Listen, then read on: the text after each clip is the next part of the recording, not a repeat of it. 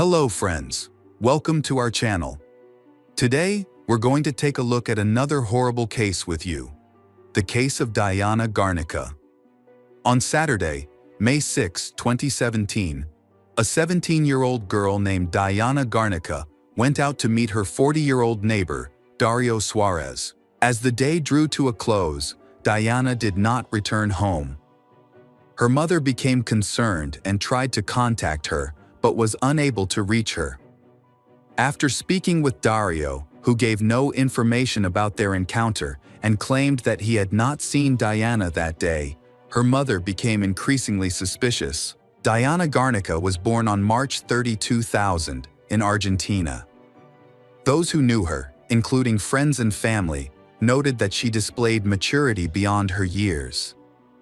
Diana was very responsible and enjoyed helping her family. A diligent student, she did well in school, but eventually had to drop out of school to help her family during the financial crisis. She made the difficult choice to drop out of school to find a job and help her parents. In addition, Diana has a boyfriend her own age. People also comment on her ability to protect herself. She knows how to keep her distance from rude or dangerous people. Diana is very friendly and is the second child in a family of 8 siblings. Later, her parents divorced, which was especially difficult for her, as she had deep feelings for her father. However, she maintained a close relationship with her mother. After the divorce, Diana's mother moved with all the children to a town in Alderates, Tucumán province. After settling into their new home, they got to know their closest neighbors, Dario Suarez and his family. Susana, Diana's mother, and her siblings formed a strong friendship with Dario's family, and they became so close that they treated each other like family. Susana often babysat Dario's children while they were away. Dario respected and loved Diana's family and treated her with great care, like his own sister. There was never any indication that Dario had inappropriate behavior towards Diana or her family, reflecting the deep trust and understanding between the two families. Diana went to work every morning and came home in the evening. Occasionally, she met members of her church community and spent time with her boyfriend and close friends. Unlike many girls her age, Diana did not like to dance and avoided discos and nightclubs. Those who knew her realized that she preferred to spend her free time at home. On May 6, 2017, Diana finished her work as usual and waited for her sister at the designated place so they could go home together, just like they did every day. When Diana got home, her neighbor Dario called her and asked if they could meet to buy an air conditioner as a surprise for his mother. He asked her to keep it a secret. However, after hanging up, Diana went to her mother's room and excitedly recounted the whole conversation, ignoring Dario's request to keep it a secret. She found it funny because it was still a long way from summer. In May, where she lived, the weather was quite cool and sometimes even cold. At that time, Diana did not suspect anything unusual and just told her mother that she would help Dario choose a gift. Diana had a very close relationship with her family and shared everything with them. On that unfortunate day, Dario sent Diana several text messages. He reminded her about the gift for her mother and emphasized that no one in her family should know about it, not her mother, father, siblings, or anyone else. Dario also asked Diana to keep their motorbike trip a secret. However, Diana read all of his messages but chose not to keep it a secret. She told her mother Susana everything. As a result, her mother was fully informed about the scheduled meeting between Diana and Dario. Diana left the house to wait for Dario at the bus stop. Hours passed, and finally, Dario returned home. Susana heard the sound of his motorbike and went out to check. Seeing Dario alone, she assumed that Diana had chosen to walk home alone. She thought that Dario's wife might be jealous. Therefore, Susana decided to wait a little longer, hoping that her daughter would come home soon. Time passed, and the girl still did not return. Worried, Susana went to see Dario to ask about Diana's whereabouts. Dario quickly claimed that he did not know where she was, saying that he had not seen her that day. This answer made Susana feel strange and suspicious because she knew that her daughter was supposed to meet Dario. Although he denied it, Dario offered to help by suggesting that he could use his motorbike to find Diana, assuming that she had just gone out for a walk. Diana's relatives called her several times, but soon realized that it was useless. She had left her phone at home while it was charging and could not answer any calls or messages. They decided to check her text message history and found every text message that Dario had sent to Diana that day. It was learned that Dario had asked Diana to help him buy a gift for his mother, which suggested that they had indeed met. One of Diana's brothers then decided to confront Dario about these messages, hoping to get him to admit that Diana was with him. When Dario noticed one of Diana's brothers approaching his house, he fled. Diana's father, who was divorced from her mother and lived on his own, learned of her disappearance and quickly arrived at the scene. The entire family then went to the police for assistance. At the police station, Diana's relatives explained in detail what had happened and showed several text messages that implicated Dario in their daughter's disappearance. For the family, Dario was the only suspect. However, the police dismissed their concerns and did not take their complaint seriously. Instead, they suggested that the family look for common gathering places for young people. Diana's parents were disappointed with the police response and insisted that if their daughter went anywhere, it was only between home and work, occasionally going to church. They believed that there were only a few places where she could have gone. In addition, the family was certain that on that day, she had met her neighbor Dario, but he had returned without her and had begun to avoid them. Despite this information, the police informed Diana's relatives that they could not file a missing person report because they did not have enough personnel and resources to search for her. They advised the family to go to another police station with patrols to begin the search immediately. However, as the family left the station feeling hopeless, they were surprised to see a patrol car parked at the entrance with 7 police officers nearby, relaxing and chatting. The problem was that they had the resources to conduct a search for the missing Diana, but they chose not to. Considering the situation, Diana's family decided to continue looking for Dario, who had tried to run away. They went to the brick factory where Dario was supposed to work. When Diana's father got out of the car, he noticed that Dario's entire family had gathered near the factory building for some unknown reason. This was unusual, especially since it was 2 a.m. on a Sunday morning. Inside the factory, the lights were still on and the kilns were still running, even though they had not been used for months. Diana's father asked Dario's family where he was. They replied that he had gone to the toilet. However, Diana's relatives soon discovered that Dario had actually gone deep into the mountains and had no intention of returning. Diana's family tried to talk to his wife and mother. Unfortunately, no one could provide any information about Dario's situation. Diana's family was suspicious and asked questions. Why was Dario's entire family at the factory that night if none of them knew what had happened? Why was the factory, which had been shut down for a long time, suddenly operating early on a Sunday morning? Frustrated, Diana's family approached the judiciary and tried to file a complaint with the prosecutor's office. They expressed their concerns by going to the police the day before, and the police assured them that information about Diana's disappearance would be passed on to the prosecutor's office. However, when they arrived, no one at the office knew about the situation, possibly because no official statement had been filed. As a result, the family had to start the complaint process all over again. After filing a new complaint, Prosecutor Claudio Bonari went to the scene of the incident. Claudio instinctively sensed that something was amiss, so he quickly began organizing searches. He started at the home of the suspect, Dario Suarez, and then moved to the brick factory where Dario worked.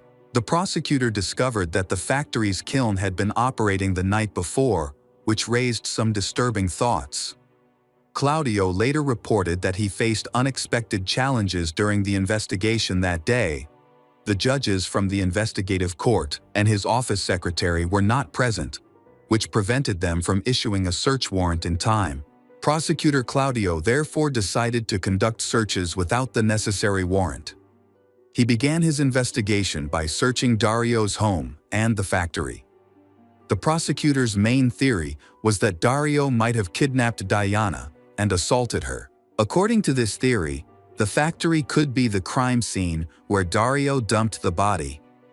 However, the prosecutor also considered the possibility that Dario did not act alone. He suspected that other people, including Dario's wife, mother, factory owner, and employees who were present that night, might have been involved in the crime. A second investigation was launched. The theory was that Diana might have been kidnapped and possibly handed over to the mafia or human traffickers. This theory did not come about by accident. In fact, in Diana's family, it was discovered that Dario was involved with very dangerous people who kidnapped young girls to then sell them or transfer them to bars and nightclubs. A girl on Facebook claimed that a man named Christian had handed Diana over to a human trafficking group. She detailed on her personal page how Diana was put in a nice car and mentioned an envelope of money that was supposed to be for Christian. However, this so-called witness later confessed that she had lied to blame her ex-boyfriend for everything after he left her. This situation required the prosecutors and their team to thoroughly review the documents they had for the investigation. As a result, significant resources were wasted on this false lead, hindering the actual investigation. Meanwhile, Prosecutor Claudio chose to pursue the case under the hypothesis of illegal detention and possible murder. His main theory was supported by the efforts of sniffer dogs who searched the area, as well as firefighters from Punta Arena, who assisted in the police-led searches and raids. The dogs repeatedly followed Diana's scent, leading them in the same direction. This gave them a clear path that she would have taken that day. The path started from Diana's house, then to Dario's house, and continued from there to the brick factory. The police therefore focused their search on both Dario's house and the factory. At the factory, the dogs discovered a pendant with the letter D and a belt with traces of blood. During a search of the homes of Dario and his relatives, police confiscated their cell phones and examined their text message histories. A manuscript discovered at Dario's home confirmed that his relatives were involved in covering up the crime. Regarding the brick factory, the prosecutor conducted 3 searches there, believing that the final crucial evidence would be discovered to clarify what happened on May 6. Claudio was convinced that all the answers would be found at the site. Therefore, on May 13, the police, together with forensic experts, returned to the factory for the 3rd time in a week to re-examine the furnace that had attracted the dogs' attention. In the furnace, they found the remains of teeth and a piece of surgical steel. A month later, on June 18, Prosecutor Claudio informed the parties concerned of some disturbing news. The evidence found at the brick factory had mysteriously disappeared. As a result, the prosecutor declared the case secret, which meant that neither the parties concerned nor the media would receive any further updates. An internal investigation was launched involving 10 police officers. 7 were released while 3 faced charges. The case has been investigated in secret since then. There was speculation that the envelopes containing the evidence may have been damaged, leading to the loss of evidence. However, Prosecutor Claudio and Diana's family were not convinced by this explanation. They believed that those involved in their daughter's disappearance were powerful and dangerous people who could manipulate the situation to hide any information. Dario later turned himself in to the police. What was most surprising was that Dario arrived with a highly paid and clearly financially beyond his means private attorney. This was no ordinary attorney. He was a top specialist, often hired by the wealthy and influential. He was not a public defender, but someone with a proven track record of successfully defending clients involved in questionable activities. Dario arrived with this attorney, much to Diana's family's surprise. Everyone knew that Dario could not afford such legal representation. In fact, Diana's parents had struggled to raise enough money to hire an attorney to help investigate their daughter's case. Dario's ability to hire such an expensive attorney raised suspicions about his involvement in a serious situation and showed that he had connections with powerful people. Dario's lawyer ordered him to exercise his right to silence and confirm only what had already been proven by the accusing party.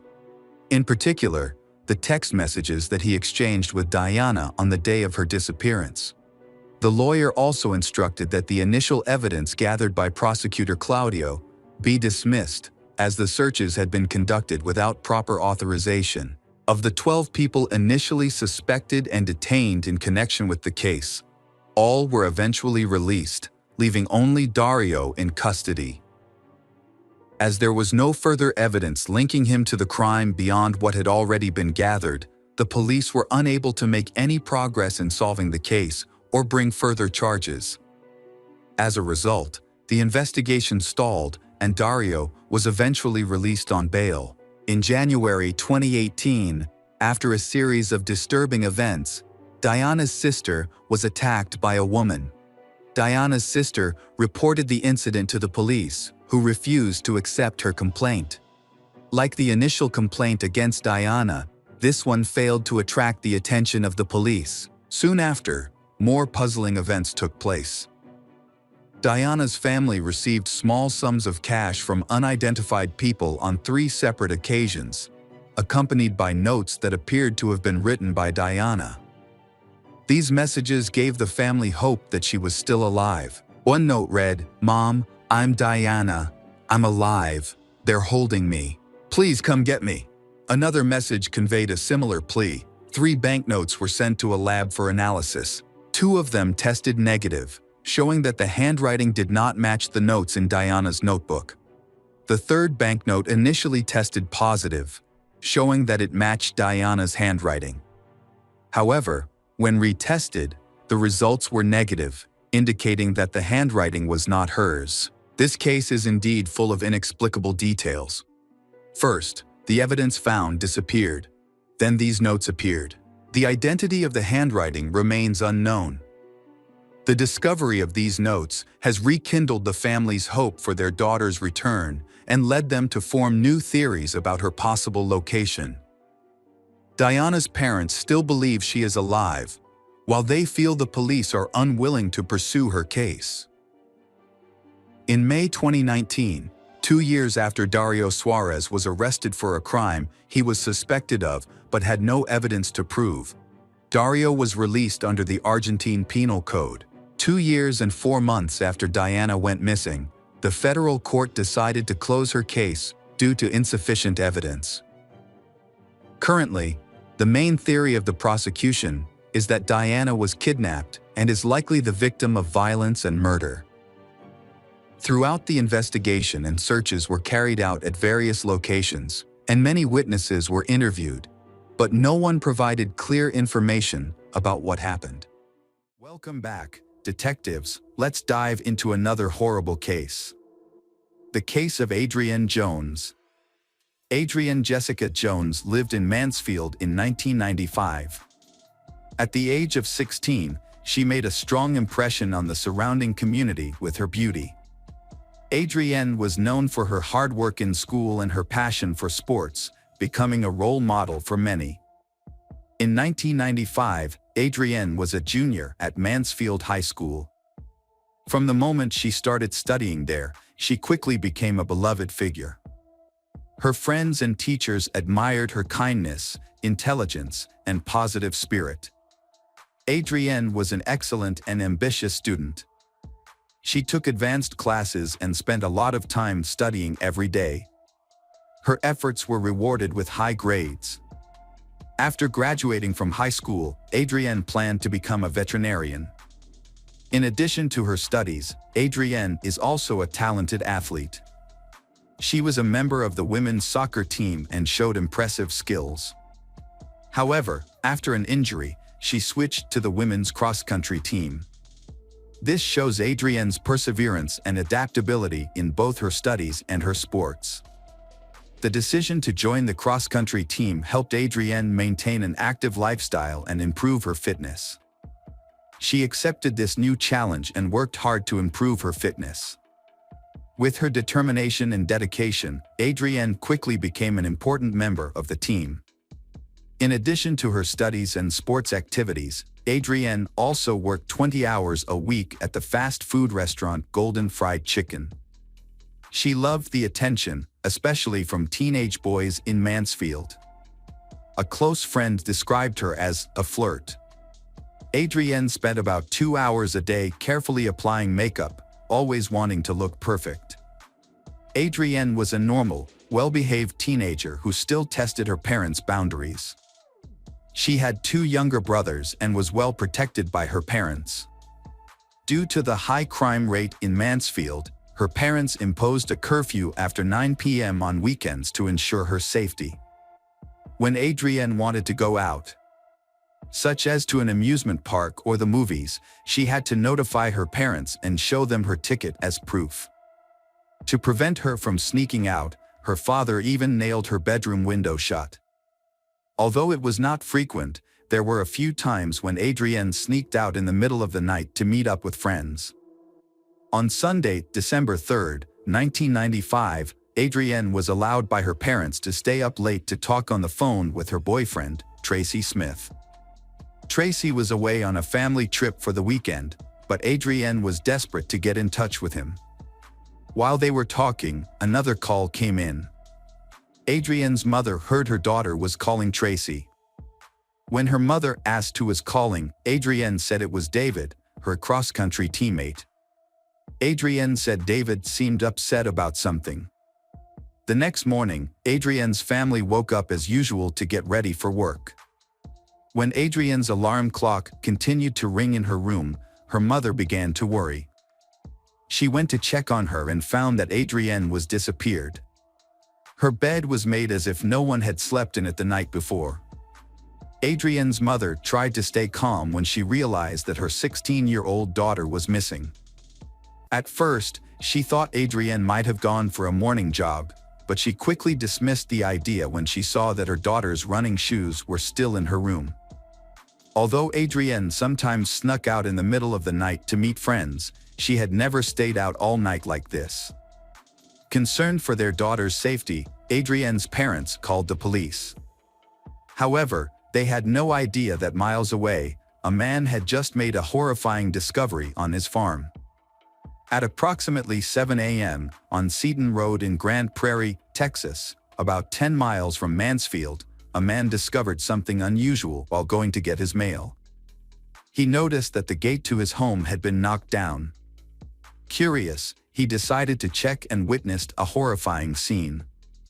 At first, he thought it was the carcass of a dead animal on the road, but as he got closer, he realized it was something much more horrifying. A man discovered the body of a young woman and quickly called the police. When police arrived at the scene, they witnessed a horrifying scene. The young woman had been shot twice, with obvious wounds to her left cheek and forehead. It was clearly a targeted murder. In addition, police discovered the young woman with a severe head injury, along with numerous scratches and bruises on her arms and legs. These injuries may have been caused by her running over the barbed wire fence in front of the farm in a desperate attempt to escape. Police found the teen wearing pajamas, as if she was getting ready for bed before she was murdered. They suspected that the case may be gang-related or drug-related, given the execution-style nature of the murder. After finding the body, Grand Prairie Police quickly sent out a notification to agencies in the area.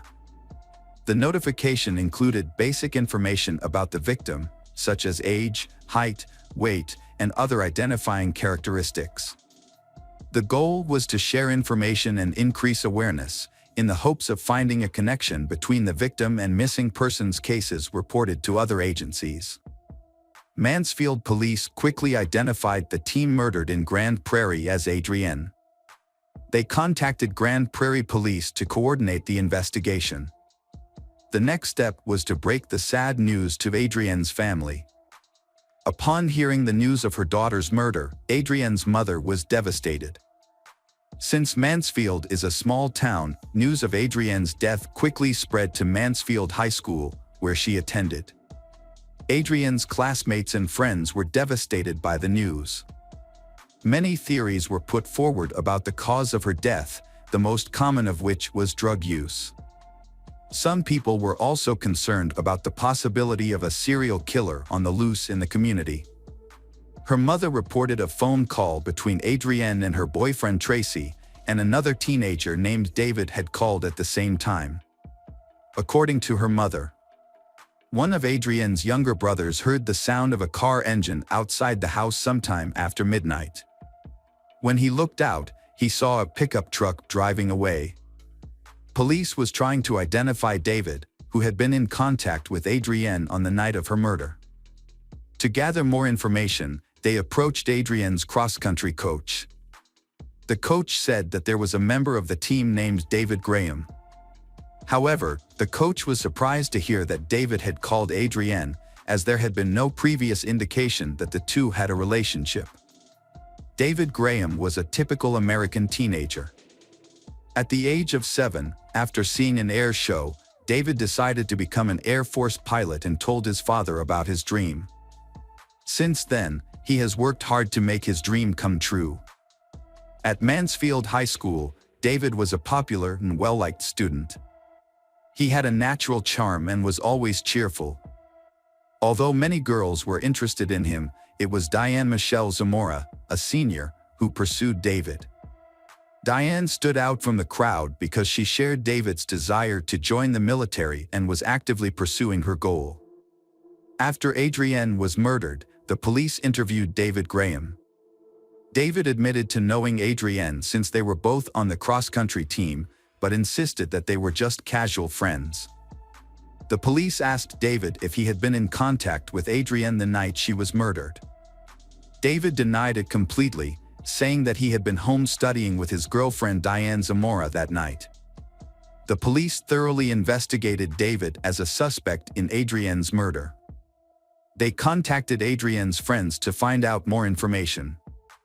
One of Adrienne's closest friends said that she knew all of Adrienne's secrets, but had never heard Adrienne mention David. Furthermore, when the police checked Adrienne's phone contacts, they did not find David's phone number. This discovery further confirmed that David had nothing to do with Adrienne's murder. So the police eliminated David from the list of suspects. They turned their attention to Tracy Smith, Adrienne's boyfriend. However, the police quickly established that Tracy had a solid alibi. On the night of the murder, he was out of town with his family.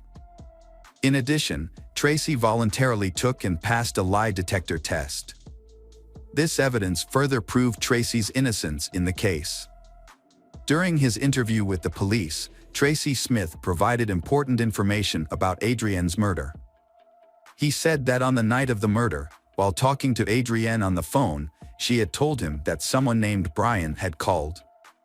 Based on this statement, the police investigated and identified Brian as a local teenager whose full name was Brian McMillan. The police believed that Brian might be involved in the case and needed to be further investigated. During the investigation, the police discovered important information about Brian McMillan. They learned that Brian had worked at a pharmacy near the restaurant where Adrienne worked. Brian had developed a crush on Adrienne and frequently visited the restaurant to peek at her. However, Adrienne felt uncomfortable with his constant presence. When the police interviewed Brian about Adrienne's murder, he initially denied any involvement with her. However, Brian later admitted that he knew Adrienne. The police questioned Brian about Adrienne's murder.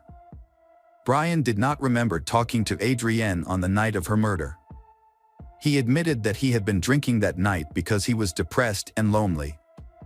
Brian also confessed that he had been at Adrienne's house on the night of the murder. At the end of the interview, The police wanted Brian to take a lie detector test, but Brian's father refused to do so for his son. A week after the police interview, Brian was arrested at home.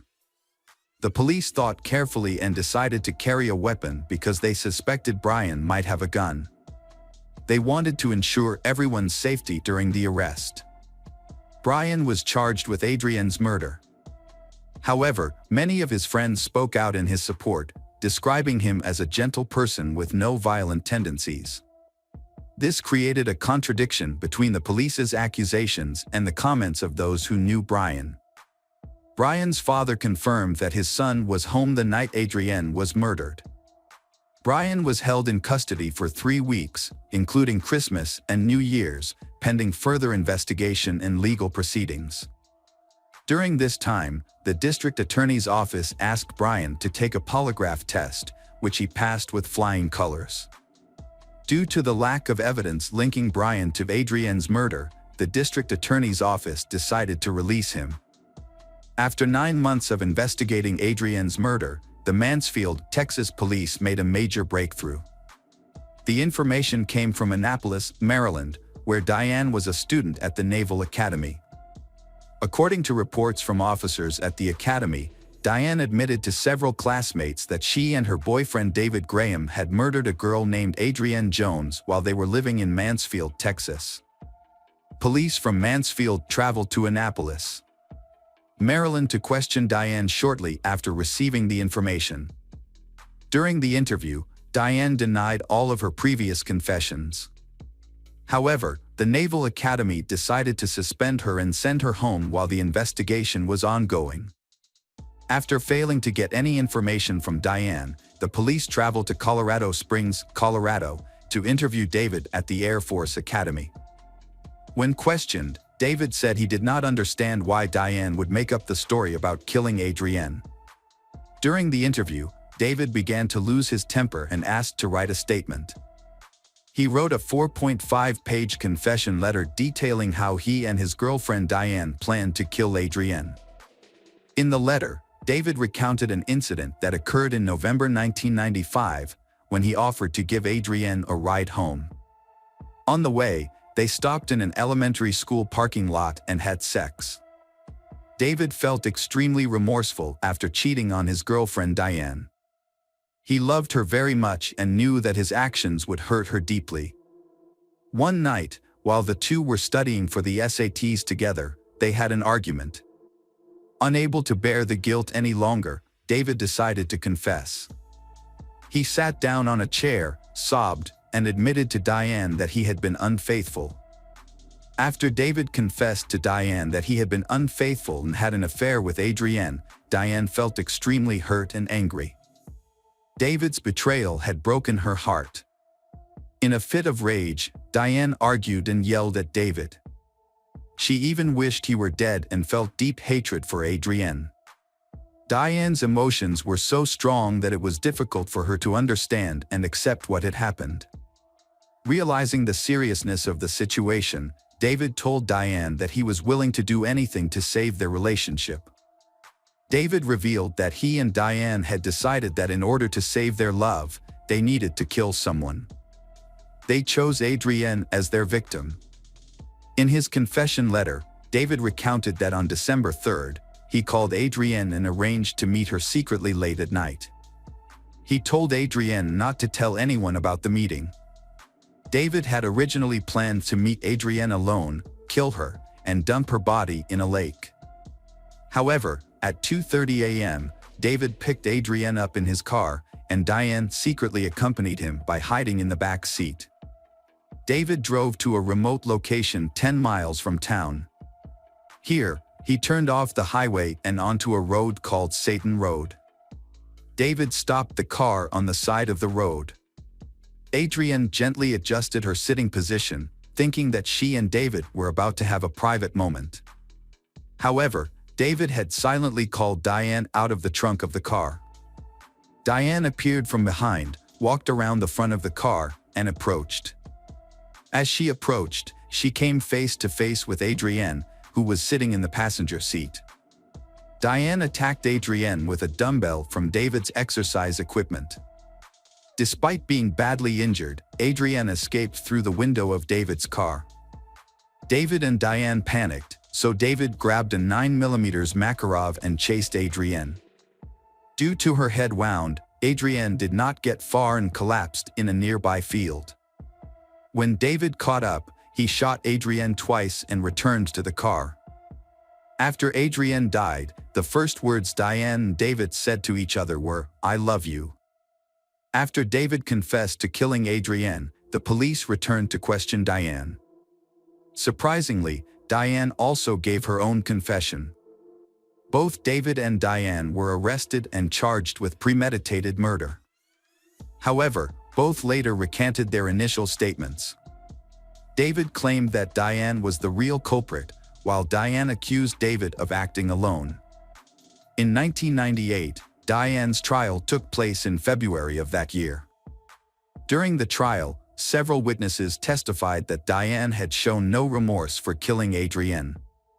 After deliberations, the jury returned a verdict on February 17, finding Diane guilty of premeditated murder. As a result of this verdict, Diane was sentenced to life in prison, with the possibility of parole after 40 years. In the same case, David Graham was also convicted of Adrienne's murder and received the same sentence, life in prison with the possibility of parole after 40 years. Hello again, true crime fans, we've got another mysterious case to explore. The case of Lauren Burke. Lauren Ashley Burke was born on December 30, 1989, in Marietta, Georgia. Her parents, James Burke and Vivian Gershon, subsequently divorced. She had a sister named Jacqueline and a brother named Chad. After graduating from high school, Lauren attended Auburn University, where she studied graphic design, participated actively in the Delta Gamma sorority, played lacrosse, and engaged with the campus community. Lauren was described by her friends as a friendly and outstanding student, always smiling, happy, and eager to help. While in high school, she began dating a boy named Sean. After graduating, they both attended Auburn University, where they maintained their relationship. At this stage in their lives, education was a top priority for both. However, they also actively made future plans together. Sadly, not all of Lauren's dreams and aspirations were meant to be realized. On the morning of March 4, 2008, Lauren had breakfast at a cafe with her boyfriend, Sean. At 11 a.m., she attended class and then called her father, James, to talk about spring break plans and a dental visit. After her conversation with her father, she went to Sean's dorm and spent time there until the evening. She had a study appointment at 8:30 p.m. with her classmate, Michael, in the library. When Lauren left Sean's room around 8 p.m., it was already dark outside. She walked to her 2001 Honda Civic, which was parked in the lot beside the dorm. This was the last time Sean saw Lauren. Michael was supposed to meet Lauren at the library, but when she didn't show up, he began calling her cell phone repeatedly. After several calls, Lauren finally answered and informed him that she wouldn't be coming to the library because she had forgotten their appointment. She hung up shortly afterward. Later, around 9 p.m., 911 received a report about an injured girl lying on the road between Farmville Baptist Church and Route 280 on the 147 freeway. The girl was Lauren. Drivers stopped their cars, causing traffic to back up in both directions. Lauren was on her back in the middle of the road, struggling to breathe. She had multiple injuries and was only wearing socks. At 9:12 p.m., the first police car arrived at the scene, where Lauren was unconscious.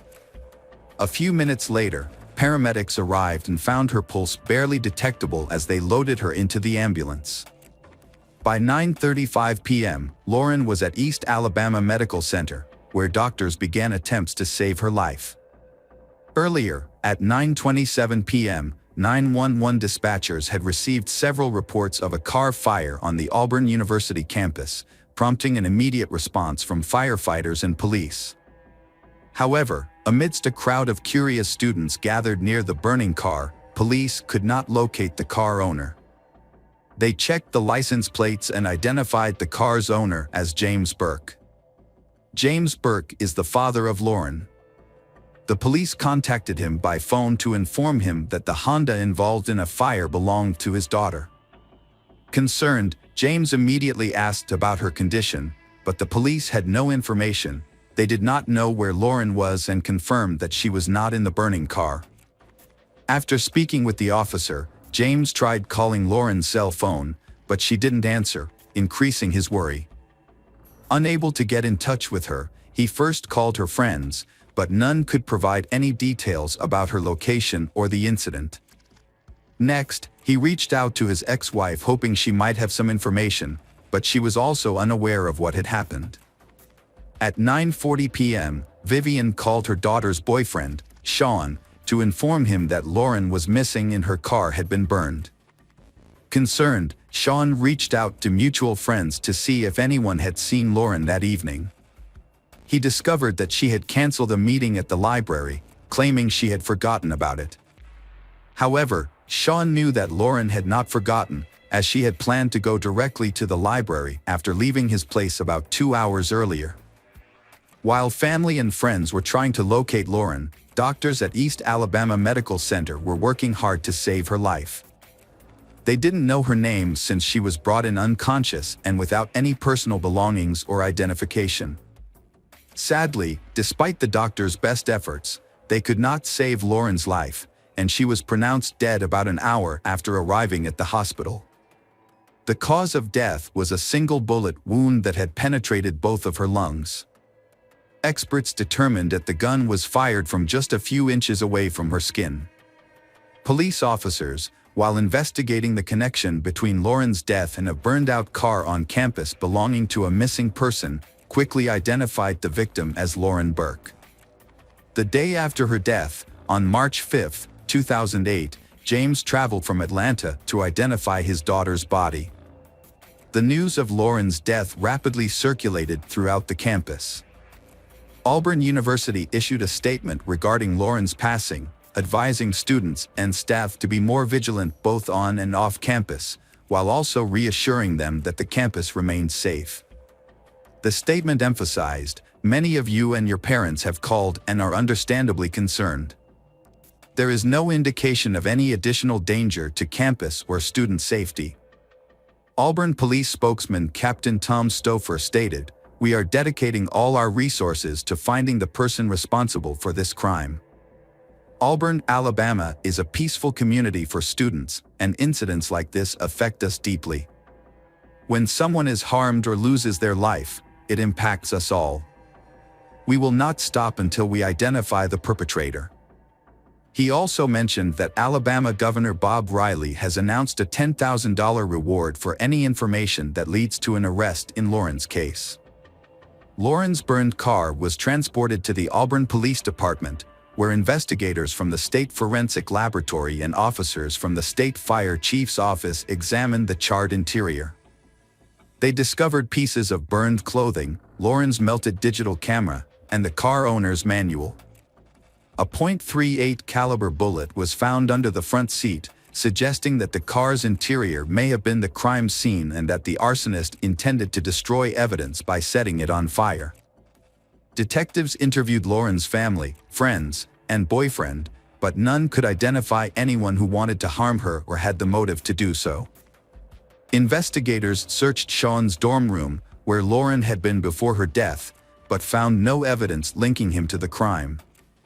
After talking to Michael, whom Lauren was supposed to meet at the library, detectives learned that when Lauren answered his call, he heard a sound that resembled a moving car. Additionally, it was discovered that someone had used Lauren's bank card multiple times shortly after she was found on the road. This suggested that the person who used her bank card might be connected to her incident, prompting the police to start searching for him. Less than 3 days after Lauren's passing, an unexpected event occurred.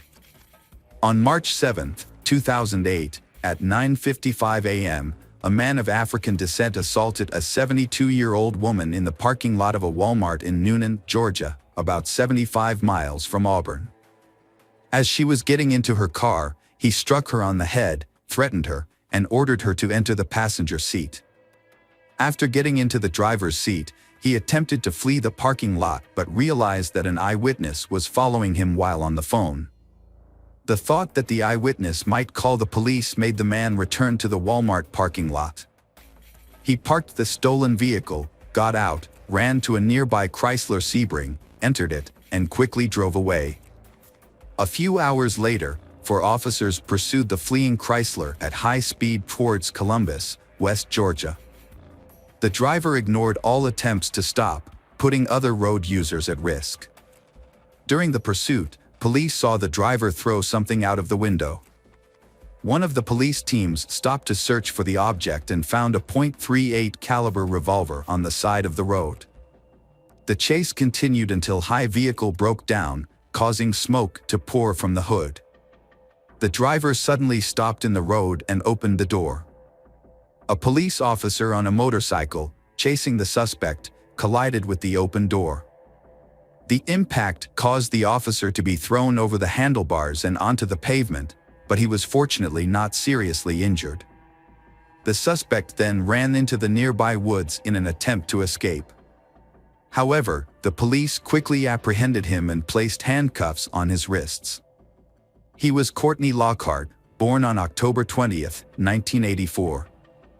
His family remembers him as a friendly and fun-loving person until he joined the U.S. Army. He was deployed to Iraq in 2004 and returned in 2005, but he came back a changed man. His mother observed that he was no longer the Courtney she once knew. She noted that he had been cheerful before his deployment, but after returning from Iraq, he never smiled again. He became very cautious about his surroundings and sometimes even hid in the closet or under the bed. In 2006, Courtney and his girlfriend, who had already broken up, welcomed a daughter. That same year, he faced a court-martial for assaulting fellow soldiers, using illegal drugs, and deserting his unit without permission. He spent 7 months in detention and was dishonorably discharged from the Army in December 2006. As 2008 neared, Courtney's behavior deteriorated significantly. He rarely showered, stopped seeing his daughter, and became severely addicted to illegal drugs. In February 2008, he began a series of burglaries. Aside from one robbery at a convenience store, his approach was consistent. He would approach women from behind as they were getting into their cars in parking lots, threaten them with a gun, demand their purses, and try to steal their cars. One of these attacks led to the death of Lauren. Courtney's crime spree ended on March 7, 2008, when he attacked a 72-year-old woman and could not escape from the police. After his arrest, 23-year-old Courtney was brought to the police station, where he confessed to kidnapping and killing Lauren. The interrogation was videotaped and served as crucial evidence during the trial. Furthermore, Lauren's personal items, including her iPod and bank cards, were discovered in his car. Courtney provided a detailed description of the events from the day he kidnapped Lauren, which took place on Tuesday, March 4, 2008. Courtney woke up in his Chrysler Sebring after spending the night in his car near East Alabama Medical Center. He was in need of money, so he drove around Auburn searching for a potential target. It's important to mention that all his victims were women. He never targeted men. His drive took him to Auburn University, where he parked near the student dormitories. He spent several hours in his car observing the students. Around 8 p.m., he saw a girl walk up to the car next to him and casually open the door. It was Lauren. Without thinking much, Courtney grabbed his revolver and approached Lauren from behind, pressing the gun against her. He asked her how much money she had. When she didn't respond, he forced her into the front passenger seat of the car and took the driver's seat. Courtney claimed that Lauren didn't speak but screamed in fear. Once she calmed down, she took out $200 from her purse, gave it to him, and pleaded with him to let her go. Instead of leaving, he ordered Lauren to undress at gunpoint. Fearing for her safety, Lauren complied, removing all her clothing except for a pair of socks. Courtney believed that by making her undress, she would be less likely to try to escape. He then drove around Auburn, controlling the car with one hand while aiming the gun at Lauren with the other. As she tried to convince him not to go through with his plan, he lamented that his life was over. In response, Lauren promised to help him find a job. At one point, Lauren's phone rang. Courtney urged her to answer it and come up with a believable excuse. It was Michael calling, who was waiting for Lauren at the library. When she picked up the phone, she quickly said she had forgotten about the meeting and hung up.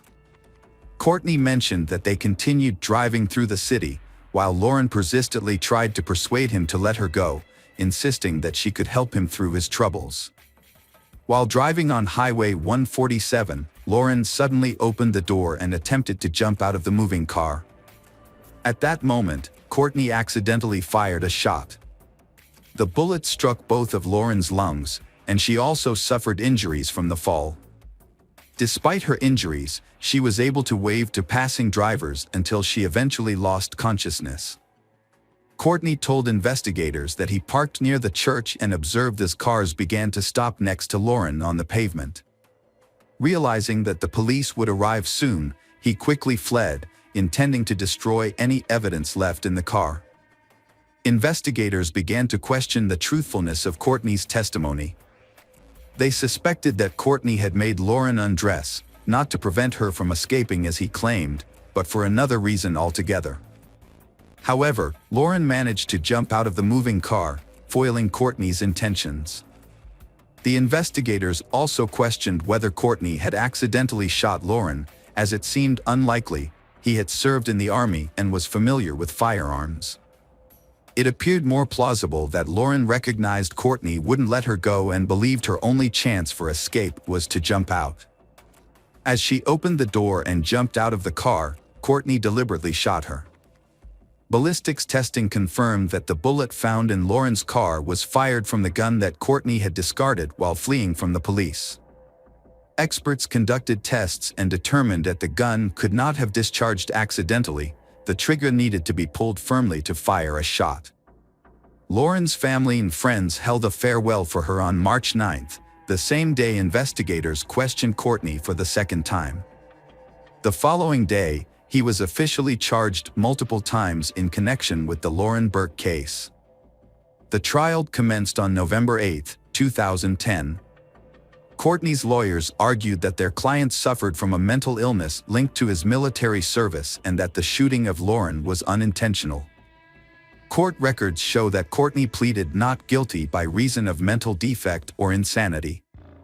A psychologist testified in court, stating that Courtney had an IQ of 86, which is below average, and exhibited some symptoms from his combat experience, although he did not have PTSD. The psychologist also described Courtney as immature and lacking clear judgment. The state tried to present evidence about Courtney's other crimes and his misconduct in the military, but the trial judge did not allow it. After the trial's guilt phase, the sentencing phase began right away. Courtney brought in witnesses and evidence to portray himself as a war hero who was mentally affected by combat and the death of his commanding officer.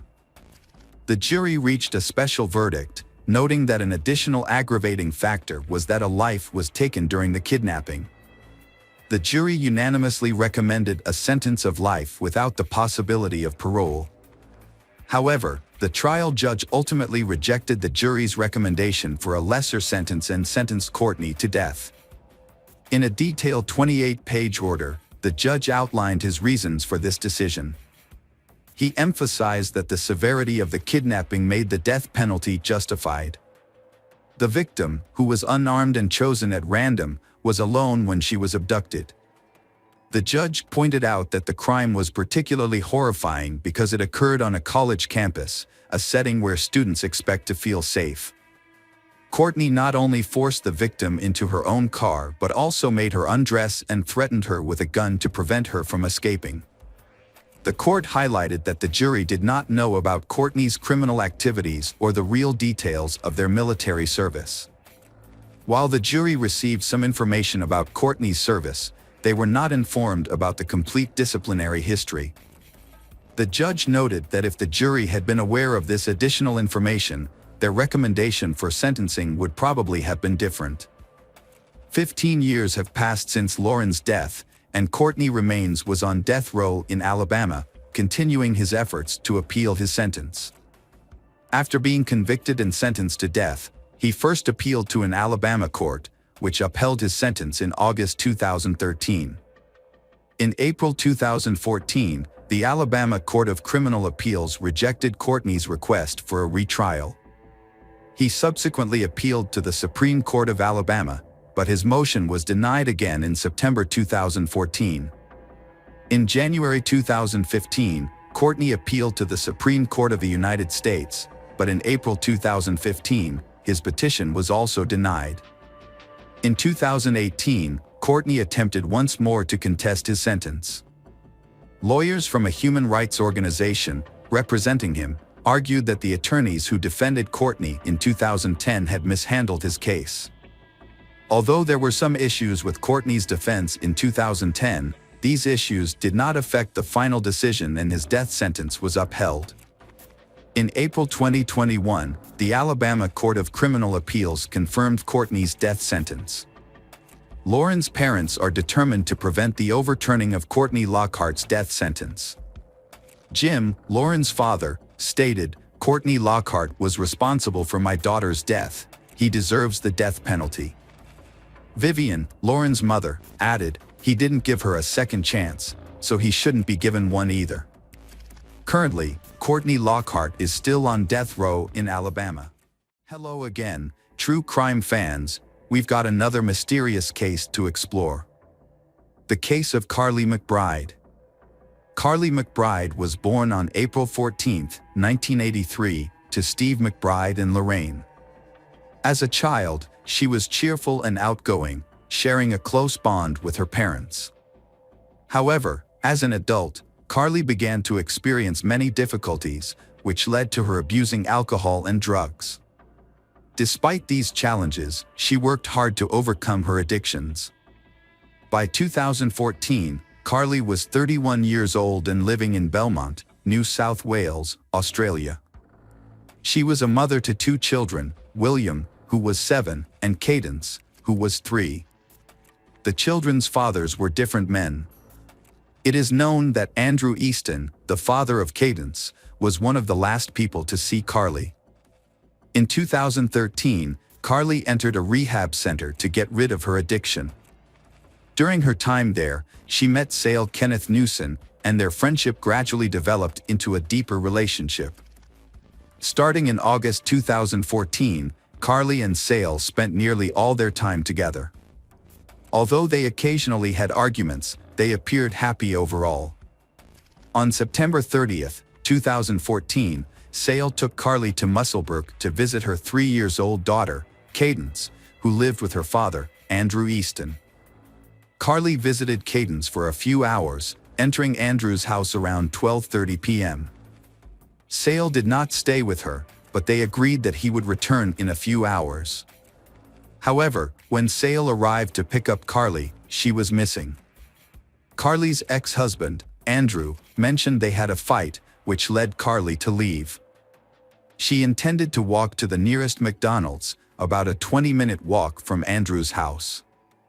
Sale, confused as to why Carly hadn't called to inform him of her whereabouts, he began trying to reach her by phone. After several unsuccessful attempts, he decided to drive to McDonald's, hoping to find her there. During the drive, he looked around in case Carly was waiting somewhere along the way.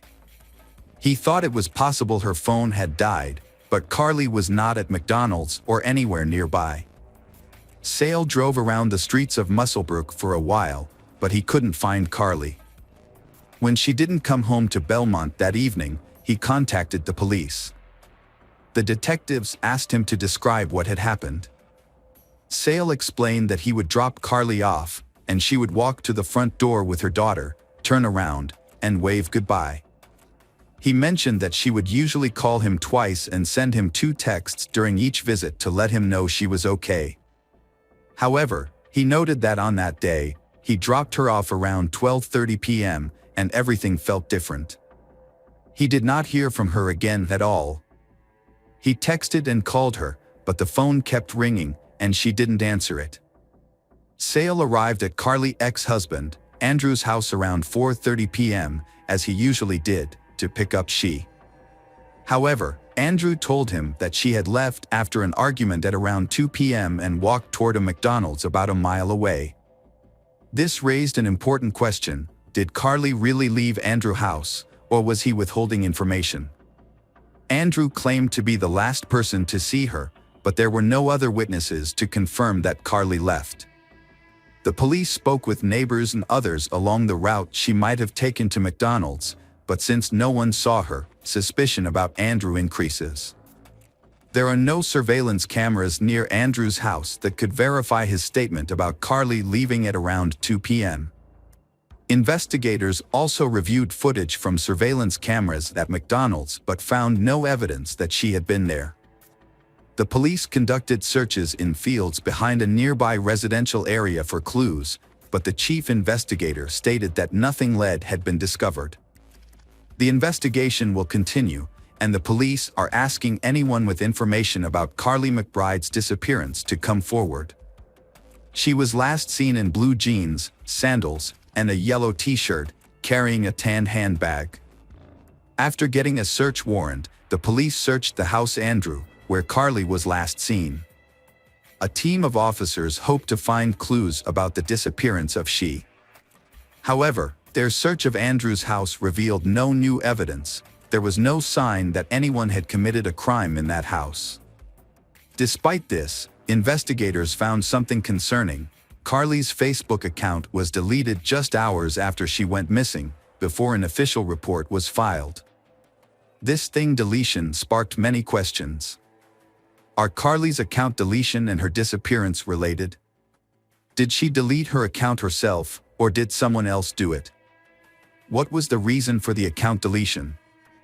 The Facebook messages might hold clues about what happened, which could explain why the account was removed. To find answers, detectives reached out to the U.S. Department of Justice, seeking assistance to recover Carly's account and identify who deleted it.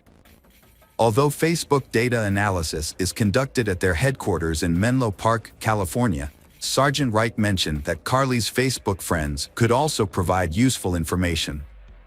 The New South Wales police are asking if anyone had contact with Carly on Facebook or other social media platforms in the days before her disappearance. They are looking for anyone who noticed something unusual and are encouraging them to come forward with information. Carly's parents doubted that she simply ran away to start a new life. Her close friend and roommate, Kylie Smith, mentioned that everything seemed normal when she spoke with Carly on the phone while on her way to Musselbrook. Kylie described Carly as very relatable and a free spirit. She was easygoing and loved life. She was always supportive of her friends. If someone was having a tough day, she could sense it and reach out. Kylie said that, every day they wake up not knowing what happened or where Carly is. Please, have some conscience and come forward with any information. They just need something to hold on to. The police conducted a comprehensive search of the area where Carly was last seen before she disappeared. This search involved search dogs, police divers checking the Hunter River and nearby locations, as well as aerial surveillance and patrols on trail bikes. Unfortunately, this did not lead to any clues as to Carly's whereabouts. As months went by, the investigation yielded no results. Carly left no traces after her disappearance. She did not turn on her phone, her social media accounts remained inactive, and she did not use any bank cards. Investigators started to fear that Carly may no longer be alive. 9 months after Carly went missing, her parents asked for help in locating their daughter.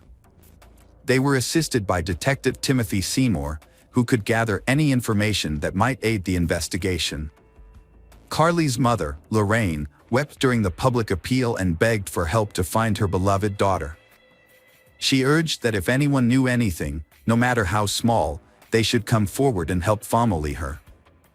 Detective Inspector Timothy Seymour stated that officers have been working hard since Carly went missing.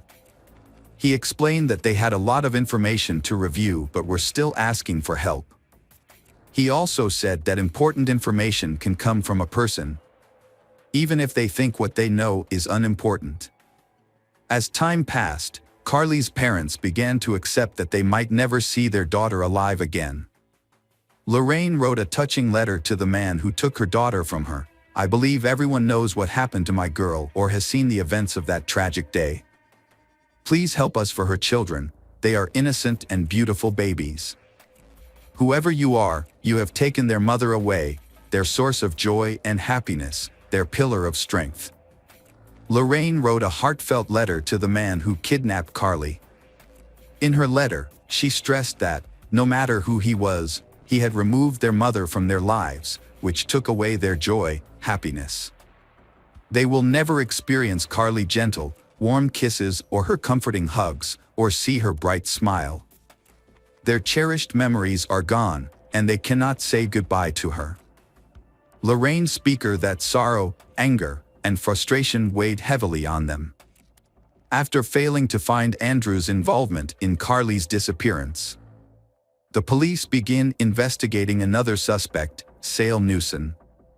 They discovered that Carly and Sale's relationship was troubled, primarily due to Sale's jealousy, which often led to arguments. Although they have only been together for a relatively short time, but Sale insists that he loves Carly very much, saying that she is the first woman he has truly loved in 14 years. He urgently sought information about Carly's disappearance, helped create a Facebook page, offered rewards, and approached people in the area where she was last seen. Despite publicly expressing his love for Carly, but Sale quickly began intimate relationships with other women. Just hours after reporting Carly missing, he propositioned several women for sex. Carly went missing on September 30th, but by October 2nd, and Sale was spending the night with another woman. Yet publicly, he portrayed himself as a heartbroken individual mourning the loss of his girlfriend. Detectives found out that Sale and Carly had a disagreement 2 days before she went missing. The argument was about Facebook messages that Carly received from other men. However, this information was only circumstantial evidence, and they needed more direct evidence to file any charges against Sale Newson. In April 2015, authorities conducted searches at 3 locations, 1 in Muswellbrook and 2 in Scone, a town in the Upper Hunter Shire of New South Wales, Australia. Scone is located approximately 15 miles from Muswellbrook. During these searches, police confiscated 3 firearms and a quantity of illegal substances, leading to the arrest of a 24-year-old man named James Anthony Canine. Although the police stated that these charges were not connected to the ongoing investigation into Carly's disappearance, they surfaced during the investigation. Therefore, it's important to remember this name. Almost 2 years had passed since Carly was last seen alive, and the police were still investigating her case without any new leads. However, on August 7, 2016, there was a lead new. In a rural area near Scone, 2 local pedestrians discovered remains in a shallow grave just a few feet off the road. Forensic analysis confirmed that these remains belonged to Carly McBride, a mother of 2 from Belmont who had disappeared on September 30, 2014, in Muswellbrook. Police delayed announcing the discovery of her body for 4 days in the hope of gathering more evidence. Superintendent Guyana emphasized that the police do not think Carly, 31, was taken from the street by a stranger. He stated that this was not a random act, and they were investigating her past and reaching out to as many people as possible. He refrained from naming any suspects, noting that the investigation was still in its early stages. Superintendent Guyana said that they have worked hard on this case over the past 2 years and the team is eager to find answers for Carly's family, added that they still have a lot of new information to process, and the case is still making good progress. Carly's parents have been desperately searching for information about their daughter's case. Lorraine has asked anyone who knows anything to come forward, as they want to find out who is responsible for her death. Finding Carly's body has given them some sense of closure. They are very grateful for the support from law enforcement and the community throughout the search. After 10 months of diligent investigation, a warrant was issued for Sale Newson's arrest on June 19, 2017. He has since been arrested and is in custody, but he denies any involvement in Carly's death. However, Sale was not the only person facing charges. Police suspect that 26-year-old James assisted Sale in disposing of Carly's body. Sale and James met at a rehabilitation center for individuals struggling with alcohol and substance abuse. Although they left the center at different times and for different reasons, they maintained contact afterward. Sale Newson's trial started in August 2018 and extended over several years due to the police only having circumstantial evidence. Prosecutors claimed that Sale met Carly after she left Andrew's house, attacked her in a fit of jealousy, and then disposed of her body. Forensic experts concluded that Carly died from multiple blunt force trauma, which included 23 skull fractures, 13 torso fractures, and injuries to her spine and ribs. The judge pointed out that Sale had claimed to the police that he was an experienced mixed martial arts fighter, boasting that he had had 20 fights and had won them all, and that he had trained with world champions.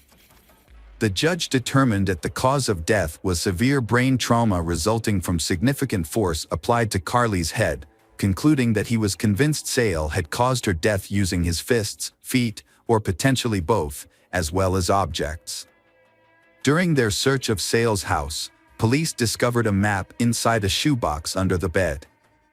The map featured a circle drawn around the towns of Musselbrook and Scone, with Carly's remains located precisely within that area.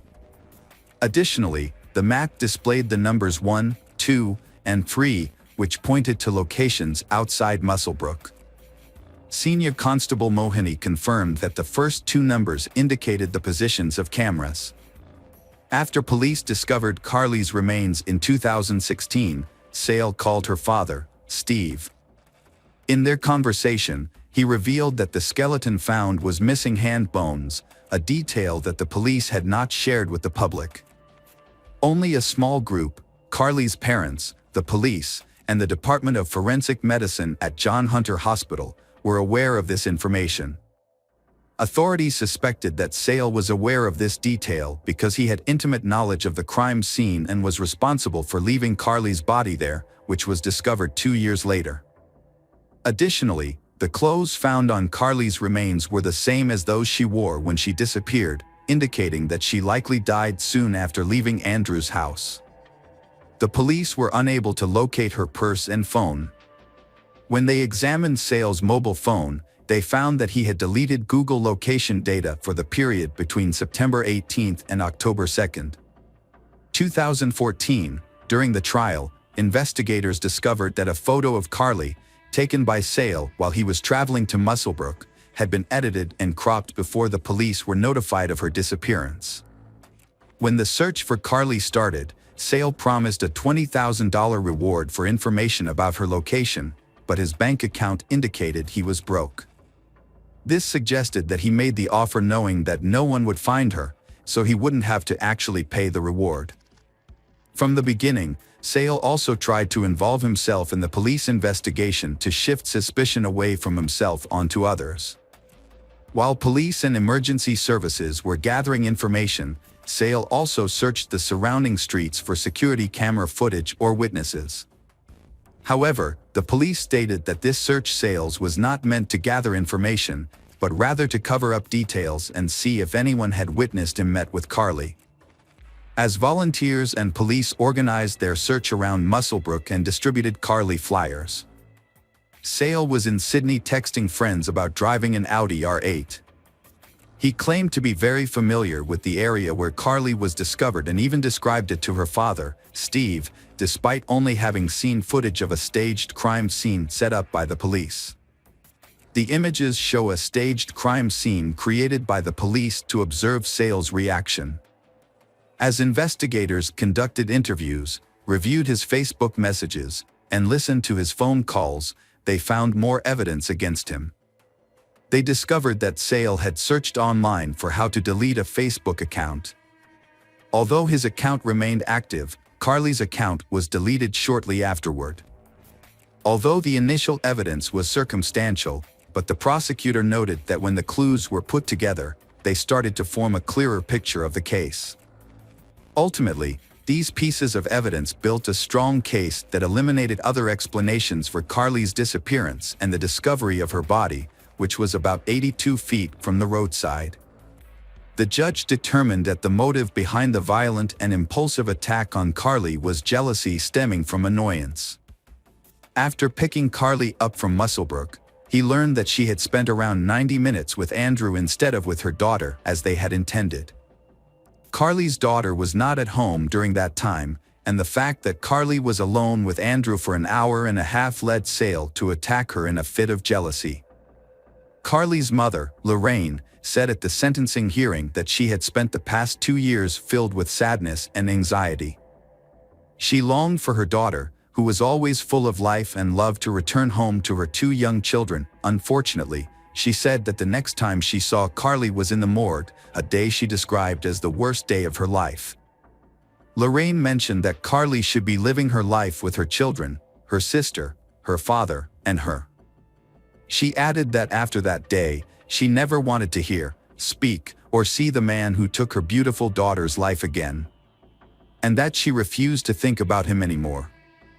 Lorraine stated that she would miss Carly every second of every day for the rest of her life. Nearly 7 years after reporting Carly missing, 43-year-old Sale Newson was found guilty in December 2021. He received a sentence of 27 years in prison, with the possibility of parole in 2038. After the sentencing, Sale addressed the judge to reaffirm his innocence. Sale said that he understood the verdict had been issued. He addressed the judge, asserting that he was innocent, and from the day he reported Carly missing up to that moment, he had fully cooperated with the police, the courts, and the jails. He had been convicted of a crime he did not commit and that someone else was responsible for the crime, not him. Sale also said he now faces a huge challenge in proving his innocence in court. James, who assisted Sale in disposing of Carly's body, claimed he was not guilty. However, in July 2022, a jury convicted him. The judge stated that James had lied to police during 3 interrogations to provide a false alibi for Sale, and had deleted data from his phone to hide his actions. At the time he was charged in the Carly case, James was already incarcerated for illegal possession of weapons and prohibited substances. In November 2022, 31-year-old James Anthony Canine had little reaction when he was sentenced to 7.5 years in prison, followed by a 4-year parole period. After the trial, Carly's parents expressed that although justice was served, the verdict would never bring their daughter back. Hi everyone, thanks for returning. Let's unravel another perplexing mystery.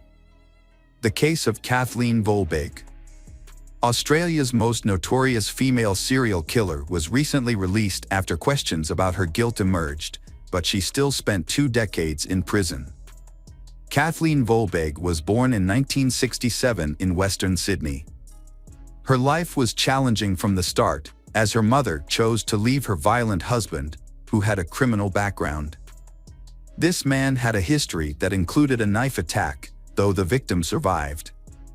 It remains unclear if Kathleen experienced domestic violence or abuse from her father, but her mother was murdered by him. After her mother left the abusive relationship, her husband tracked her down and stabbed her 24 times, resulting in her death. He received a 15-year prison sentence for this crime. At the time, young Kathleen was just 18 months old and had already lost both parents. Kathleen was raised by a family in Newcastle. She had an older sister, Leah. As a child, Kathleen discovered that her parents had actually adopted her, which left her deeply upset. At school, she had friends who understood her difficult situation and supported her as much as they could. However, her adoptive parents were strict and controlling, often punishing her, which created further problems for the 16-year-old. A staff member informed her that she was not legally adopted. She had only been taken out of state temporarily, meaning she was still in state care. Kathleen began to worry that her new parents were not going to finalize the adoption because they did not love her enough. She felt a lack of love and affection from them, especially when compared to the affection they had for their biological daughter. These feelings were further intensified by the hardships of her teenage years. Even her supportive friends had to deal with the negativity and depression she was experiencing during this time. As a result, Kathleen became curious about her biological parents to understand why they had abandoned her. She soon learned that her biological father had murdered her mother and was sentenced to a long prison term. This shocked her deeply. The situation was made worse by the fact that it was the 1980s, a time when people rarely sought help from psychologists or psychiatrists for personal issues. Instead of reaching out for support, the girl kept her feelings to herself and seldom talked about them, even with her closest friends. After finishing school, Kathleen chose to leave her foster home and move in with her friend Billy Joe, who lived with his mother. This change took place in 1985, marking the beginning of her adulthood. One night, she and Billy Joe went to a disco where she met Skryg Falbeck, a 24-year-old employee at a mining company. He was kind and caring, making Kathleen feel confident, calm, and protected. They enjoyed each other's company, loved to dance, and their relationship quickly grew deeper. That same year, they decided to move in together, and it seemed like their relationship was perfect. 2 years later, the couple married in a simple ceremony. A year later, Kathleen became pregnant. In 1989, they welcomed their first child, a healthy baby boy named Caleb. However, he had a small defect in his larynx that made it difficult for him to breathe when his mouth was closed, causing him to breathe heavily and loudly. Kathleen, who had grown up without parents, was determined to be a good mother. She cared for Caleb with love and care, especially given his condition, and she kept constant tabs on him. Sadly, her efforts were not enough. Just 19 days after his birth, Kathleen found Caleb dead in his crib. His death was a devastating blow to both parents. Doctors examined the child and determined he was a victim of sudden infant death syndrome. Affects infants under 1 year of age and can lead to sudden death without an identifiable cause. The investigation found no indications of foul play. Despite their heartbreak, the couple chose to try for another child. A year later, on June 3, 1990, they welcomed their son Patrick. For several months, he thrived and developed normally, with no signs of issues. However, on the night of October 18th, Kathleen heard a cry from the children's bedroom. Her husband rushed to the room and discovered Patrick in his crib, appearing blue. Kathleen was by the crib, screaming and crying in fear. The man administered CPR while Kathleen called for an ambulance, which arrived quickly. Thankfully, Patrick was still alive and was taken to the hospital for urgent care. There, doctors diagnosed him with epilepsy. Fortunately, Patrick was saved and later discharged. For a while, everything was calm, but in February 1991, another seizure occurred while Skryg, the child's father, was at work. His wife, Kathleen, called him in tears. She said the child had had another seizure and could not be saved. The grieving couple then decided to move away from Newcastle to start a new life elsewhere. They moved to the small town of Metland, a population of less than 2,000 people, about a 40-minute drive from their old home. Despite their past tragedies, they remained hopeful and continued trying for children, dreaming of a large family. Eventually, they welcomed their next daughter, Sarah. Sadly, she suffered from the same respiratory problems as their first child, Caleb. Her parents devoted themselves to her care and treatment, but despite their best efforts, Sarah was found dead in her bed on August 29, 1992, just 10 months after her birth. This loss was another devastating blow to them. Kathleen was deeply saddened by the misfortunes that had befallen her children. Frequent arguments between her and her husband had become a daily occurrence. Although they had decided to live separately, they had not yet filed for divorce. Kathleen repeatedly blamed herself for the deaths of her children, believing that she had failed to pay attention, missing important signs that could have helped them. She was devastated. At the time, there was no technology that could analyze the situation and identify any underlying problems. Doctors were baffled, declaring the children's deaths to be simply a series of tragic accidents. After a short separation, they got back together. They reunited and decided to move to a new home in Singleton, a town of about 5,000 people, not far from where they had lived. Their relationship improved, the challenges brought them closer together, and they became a stronger couple. They supported each other and continued to dream of having children. In late 1996, Kathleen became pregnant with their fourth child, 3 years after losing their daughter Sarah. Laura was born on August 7, 1997, and a year later the family celebrated her first birthday. The girl had no idea how significant this event was for her parents, especially given the sad history of sudden infant death syndrome affecting their previous children. The first year was especially difficult for them. They believed they could finally move past this challenging time. The arrival of their daughter helped improve their relationship. Kathleen and SKRYG were able to enjoy being parents. After enduring a tough decade of marriage, they thought things were finally on track. Sadly, just 6 months after their daughter's first birthday, Kathleen discovered Laura unresponsive.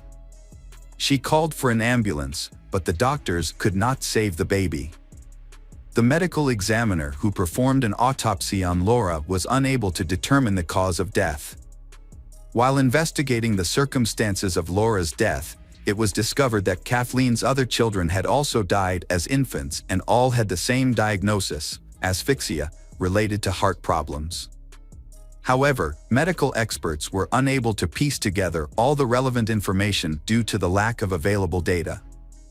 The Kathleen family's life would never be the same after these events. In 1999, an anonymous person reported the circumstances surrounding the family to the police, stating that all of Kathleen's children had died mysteriously. The police received information and started investigating the family. They spoke with SKRYG Falbeck to gather details and express suspicions about the mother, who was always present when the children died suddenly and without explanation. After this conversation, the husband became suspicious of his wife upon learning about the investigation. He gave the police her personal belongings, including her diaries, which the police began to examine closely. These documents later became crucial to the case. Tensions within the family grew, and the husband started blaming his wife for the children's deaths. The following year, the couple split up. The police, after thoroughly reviewing all the case materials, suspected that the biological mother may have harmed her children. The Kathleen had lost a total of 4 babies. However, these suspicions alone were not enough for an arrest. They needed solid evidence, which they worked diligently to gather. A year after her separation from her husband, Kathleen was arrested on suspicion of murdering her 4 children. She denied the charges, claiming that they had all died from natural causes, but police believed she was being untruthful. She was eventually found guilty of 3 counts of premeditated murder and 1 count of manslaughter. The jury trial began in 2003. The prosecution argued that Kathleen strangled all 4 of her children, claiming it was the result of anger or stress related to postnatal depression. They said she had difficulty caring for her newborns, overwhelmed by sleepless nights and the constant crying of her children. In this distressed state, the prosecution claimed she made the decision to harm her children, which allegedly happened 4 times. However, no specific evidence of abuse was presented. The children were raised in a loving family environment where they were well cared for, always neatly dressed, and well fed. The bodies showed no signs of injury, such as abrasions or bruises, nor were there any indications of a struggle or acts of cruelty. The prosecution highlighted that Kathleen consistently discovered her deceased children, which increased suspicion. Kathleen was the last person to see the children alive, which raised suspicions. The prosecution found this coincidence hard to believe. In response, the defense argued that the Kathleen was a housewife who spent all her time at home. In fact, she was the only person consistently with the children while her husband was at work. Therefore, it was natural for her to be the one to find them. The children died from sudden infant death syndrome, and this happened 4 times in a row. During the court proceedings, the Kathleen remained composed and showed little emotion. She made brief statements, explaining that she did her best to care for the children and often struggled to sleep at night. However, whenever she managed to fall asleep or became distracted, a tragedy occurred. Kathleen maintained that she could never have harmed her children.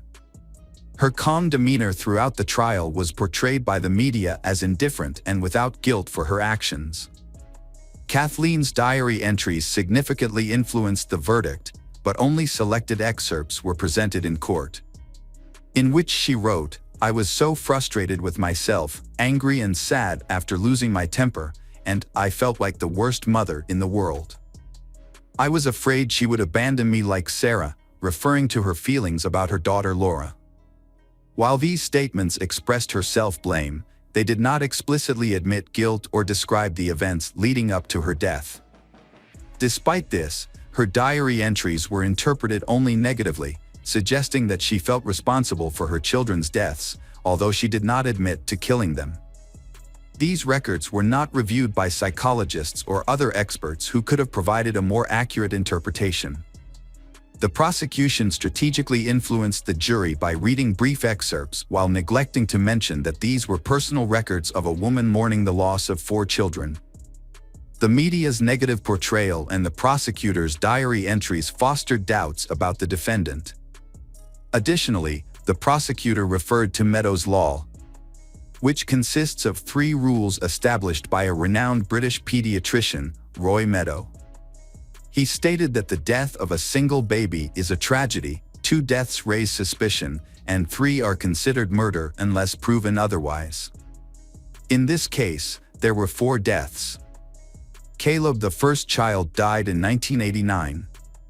This was followed by Patrick, who passed away in 1991 at just 8 months old due to epileptic seizures. Sarah died at night in 1993 when she was 10 months old. Laura, the last of the children, lived the longest, dying in 1999 at 18 months. Initially, the Kathleen was considered a villain in the trial, with experts from various medical fields involved. They stated that sudden infant death syndrome can theoretically occur in one family, but the chances of this happening are very low. At that time, no one accepted responsibility for the tragic deaths. Were these events a coincidence in the Kathleen family? The numerous allegations contributed to the eventual guilty verdict. The case gained significant public attention and led to multiple trials across the country, where other mothers were also accused of causing their children's deaths due to sudden infant death syndrome. These women denied the allegations but were unable to prove their innocence, resulting in their arrest and facing intense scrutiny from prosecutors.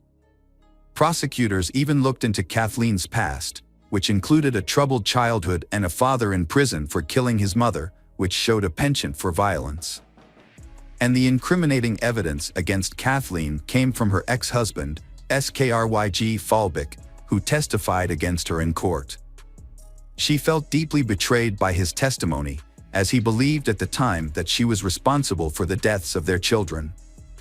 In May 2003, after a 7-week trial, Catherine Volbeck was convicted of 3 counts of murder and causing serious harm to her first son.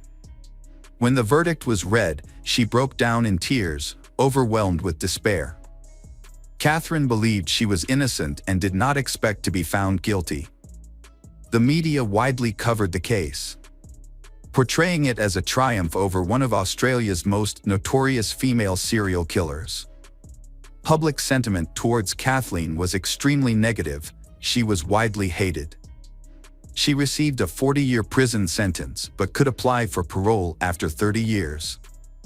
Unsatisfied with her sentence, she appealed, leading to a review in 2005, which reduced her sentence to 30 years with early parole eligibility.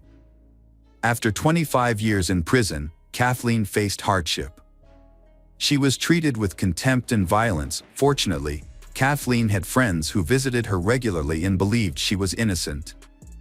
Refusing to give up, she sought to overturn her conviction, filing an appeal and working with her attorneys from California, who brought in experts and new findings related to child mortality that could support her case. After 12 years in prison, in 2015, there was good reason to believe Kathleen was innocent. Several forensic experts reviewed the case documents and concluded that the children's deaths were due to natural causes. This new evidence prompted further investigations in 2018. Kathleen was ultimately left alone during the investigation. She spoke out to defend herself against the false accusations stemming from her diary entries. Kathleen explained that writing in her diary was her way of coping with life's challenges, and it provided her with relief. Doctors believed that the deaths of 4 babies in a couple suffering from phobias could be linked to a genetic mutation inherited from their parents. However, the scientific techniques available at that time were not reliable enough to confirm this, and mere words were insufficient. In 2020, an immunology professor from the Department of Genetic Medicine at the Australian National University joined the investigation. He initiated a global study into the situation faced by the defendant. Rare abnormalities related to genetic mutations were identified, leading to birth defects in Kathleen's children. Doctors confirmed that all 4 children in Kathleen's family had these rare mutations, which caused fatal seizures. The condition was determined to be a genetic abnormality, and there were no signs of violent death in these cases. In 2021, a group of prominent scientists from different areas of medicine, active in the 1990s, signed a petition in support of Kathleen, strongly asserting her innocence. They appealed to law enforcement, emphasizing Kathleen's innocence and referencing recent scientific discoveries and research that were unavailable at the time she was wrongly convicted.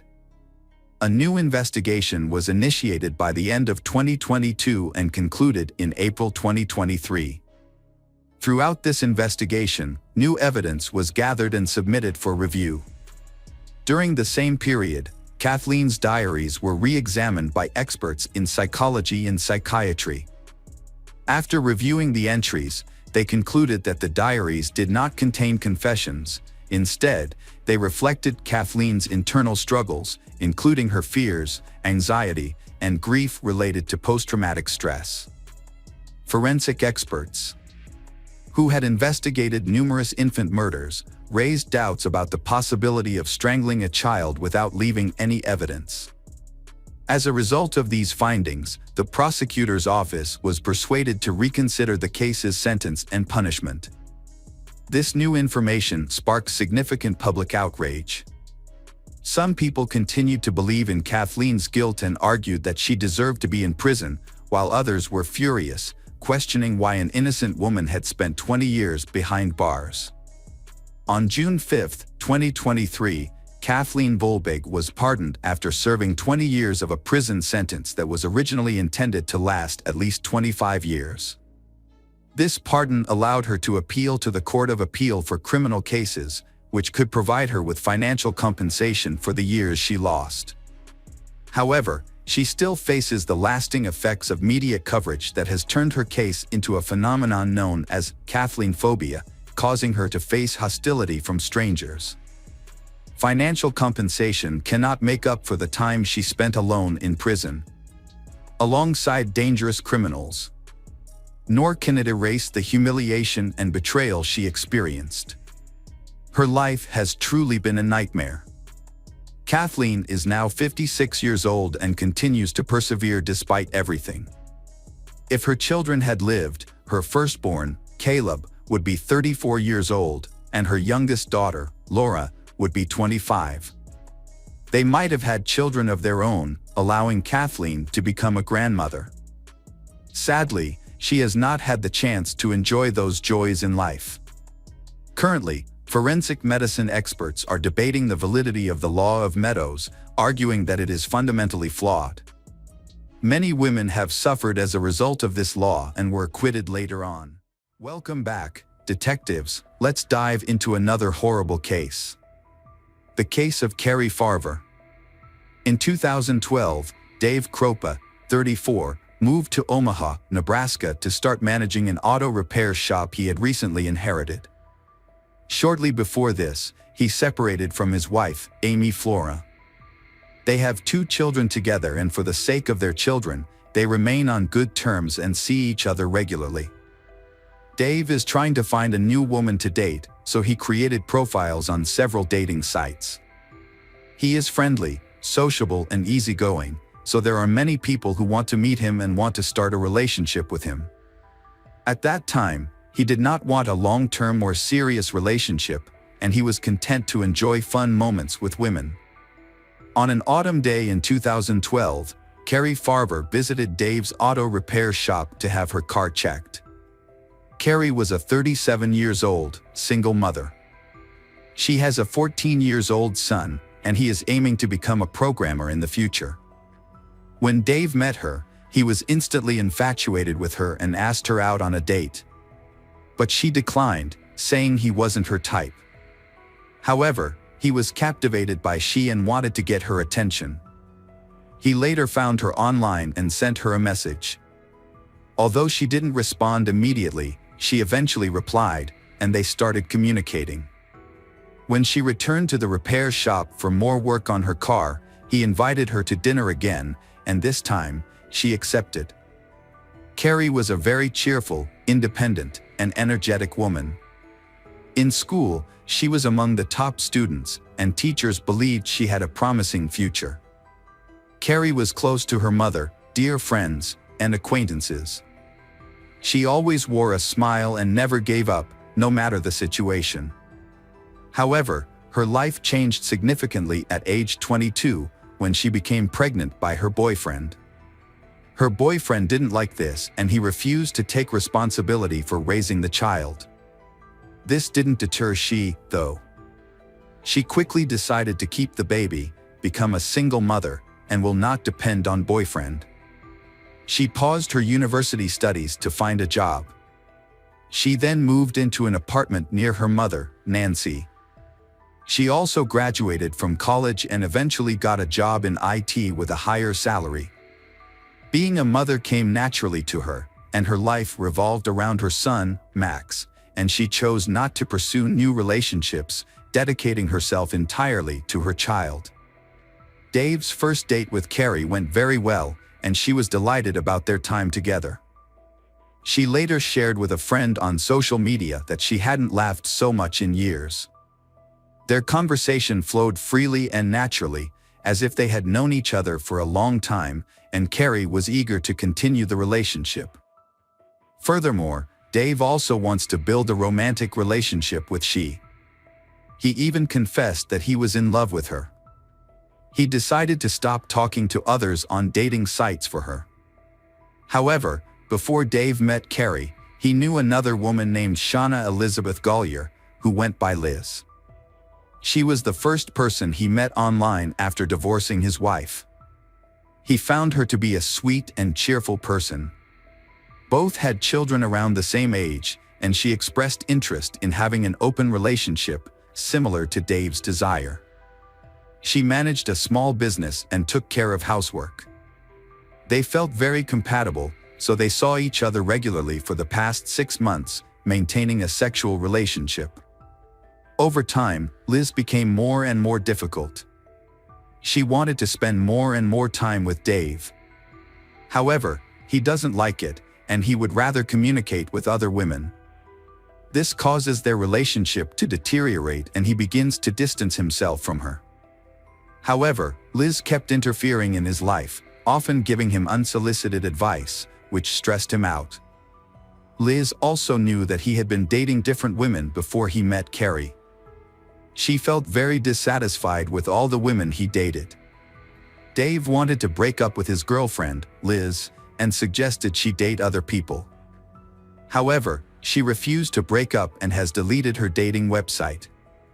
She became jealous of other women, including Carrie, and even of Dave's kids and ex-wife.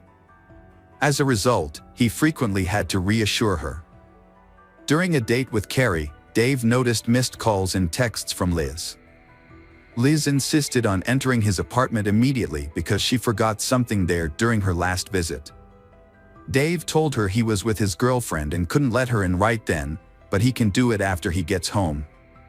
However, Liz kept pressing him to let her in, claiming she urgently needed her belongings. In the end, Dave agreed. He and Carrie returned to his place. When they entered the house, Liz showed up, pounding on the door and angrily demanding entry. Of course, this situation clearly ruined their evening, but Carrie sympathized. She suggested that Dave resolve the issue with Liz first, then they could go to her house where they wouldn't be bothered. And they did just that. Dave opened the door, returned Liz's items. Then he and Carrie left together. Carrie's trip back to Macedonia, Iowa, took about an hour. In the morning, she told Dave she was happy with their current relationship arrangement.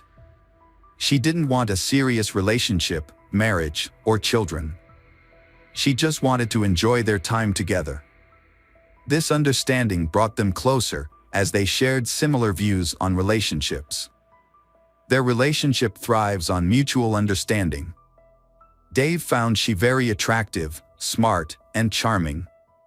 Over the next 2 weeks, they saw each other every day. Even though she lives in a neighboring city in another state, but she still visits him during the day to have lunch or spend time together. She often stayed overnight. She had a high-paying job, holding a key position in a large IT company. She dedicated most of her time to work and her son, leaving only a small portion for leisure. This perfectly aligned with Dave's lifestyle. In early November, Dave started considering whether to change his main rule and move in with Carrie. Around the same time, while in Thailand, Carrie received several friend requests on social media from strangers. She noticed one request came from someone in her hometown of Macedonia. She sent a message asking if they knew each other, but never got a reply. This felt odd, so she told Dave, but they didn't think much of it. On November 13, 2012, Dave woke up early and saw Carrie working on her laptop, finishing edits on a new project she was set to present to management that day. She kissed him goodbye and left, planning to meet him again in the evening. During the day, Dave got a message from Carrie asking if he wanted to move in with her. This was surprising because just a few days earlier, they had agreed not to live together but to continue their relationship casually. Although Dave had been considering the idea, but he felt uncomfortable with this, so he politely declined. He reminded Carrie of their previous discussion to keep things as they were for now. However, the other person responded with a barrage of insults, showing outright hatred for him. The messages were filled with hysterical threats, indicating that the relationship with his dream woman was likely over. Dave was stunned by her words and didn't recognize the person he loved. Consequently, he cut off all communication, went home after work, and noticed that none of Carrie's belongings were there. He assumed she had broken up with him and taken all her belongings with her. A few days later, police officers arrived at the auto repair shop where Dave worked. They informed him that his girlfriend, Carrie, was missing. Dave was the last person to see her alive. He had kissed her goodbye in the morning before she left for work, but she never arrived there. Since then, no one had been able to reach her. Dave told the investigators he had no idea what had happened to Carrie and shared their last messages. He explained that she had communicated with him in a very rude manner that day. Upset by her tone, he ended their conversation. This later troubled him as he wondered if it was truly Carrie, who was always polite, sending such messages. Detectives then spoke with Carrie's relatives, piecing together some incident from that day. On the morning of November 13, 2012, Dave had left home after kissing Carrie goodbye as she prepared for work. Later, Carrie's mother, Nancy, received a worrying message from her daughter, saying she had broken up with her boyfriend, Dave, and was in a mental hospital due to a nervous breakdown. This alarmed Nancy, who panicked when she couldn't find Carrie in any hospital. Meanwhile, Carrie failed to appear at work on an important day when she was supposed to present a new project, raising further concerns for her safety. Later, Carrie's employer received a message stating that she had accepted a new job in Kansas and would no longer be working for him. This news surprised the management because she takes her work very seriously. Additionally, Carrie's son, Max, also received a message from she, saying she was going to her brother's wedding. However, the wedding took place without her. These conflicting messages worried her family, colleagues, and friends because they didn't seem true. No one believed she would leave her son and relocate to another state just for work. It seemed that she was either hiding something or in trouble. Concerned, her relatives decided to file a police report about her disappearance. Dave was completely confused by what was happening and can't believe it. He allowed the police full access to inspect his car and mobile phone. He actively cooperated with the investigation and tried to help in the search for his beloved, Carrie. He told police that his relationship with her had only begun a few weeks ago, but they had become very close during that time. Carrie was always calm, but after her disappearance, he began receiving aggressive messages with insults and threats on social media. The police believed him because he voluntarily cooperated with them. He was clearly very upset about her disappearance and successfully passed the polygraph test. He had no reason to harm his beloved. The detectives informed Dave of something important regarding Carrie's. They revealed that Carrie had been diagnosed with bipolar disorder. Without medication, she might experience psychotic episodes, which could explain the unusual aggressive messages. Detectives explained that if Carrie ran out of medication while she was with him, she might lose control and have an episode. Once she was found, and her medication resumed, these issues would cease. This reassured Dave, and he promised to inform the police if she contacted him again. However, soon after, Dave regularly receives annoying messages, with threats and insults from anonymous social media accounts. These messages often targeted women connected to Dave. The number of such messages reached 60 per day, and the variety of accounts and platforms used to contact him kept increasing. Receiving threatening messages left Dave extremely scared. He reported these threats to the police.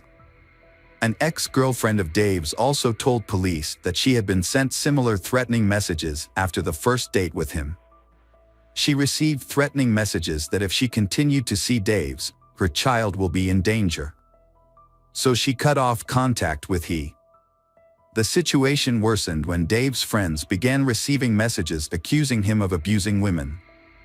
These accusations spread widely, including on dating sites, causing him to receive a series of hostile messages from strangers. Dave had to defend himself, explaining that the accusations were false and lacked any evidence. Dave's life turned into a nightmare, people avoided and despised him. Meanwhile, Carrie, a woman he knew had been missing for over 3 weeks, and the police were unable to trace her movements, phone, or bank card transactions. Everyone believes she is dead. But her relatives need to find her body and find out what happened to their daughter. Dave continues to be terrorized, so he is forced to contact the police again. However, they were actively investigating his girlfriend's disappearance, and they did not have the resources to investigate the threatening messages he received. In January 2013, Dave accidentally discovered Carrie's Ford Explorer in a parking lot near an apartment building. but it was empty. He immediately reported it to the police, who then inspected the car. The car had a scratch on one side, but there were no fingerprints on the vehicle's exterior or on the steering wheel, not even Carrie's, as if someone had intentionally erased them. However, a single fingerprint was found on a can of mints inside the car, but it didn't match any records in the national database and wasn't Carrie's. The car was very clean, except for a small pink stain on the passenger seat, resembling a spilled strawberry smoothie. After the inspection, the car was returned to Carrie's parents, who later sold it. Meanwhile, the threats against Dave become more and more terrifying. Dave kept receiving photos of the window with messages that the sender had a spare key and intended to break into the house and harm him. They also sent Dave's photos of his children with threats. Afterwards, they even threatened his neighbor. He even received a photo of a woman resembling his neighbor tied up in a car trunk.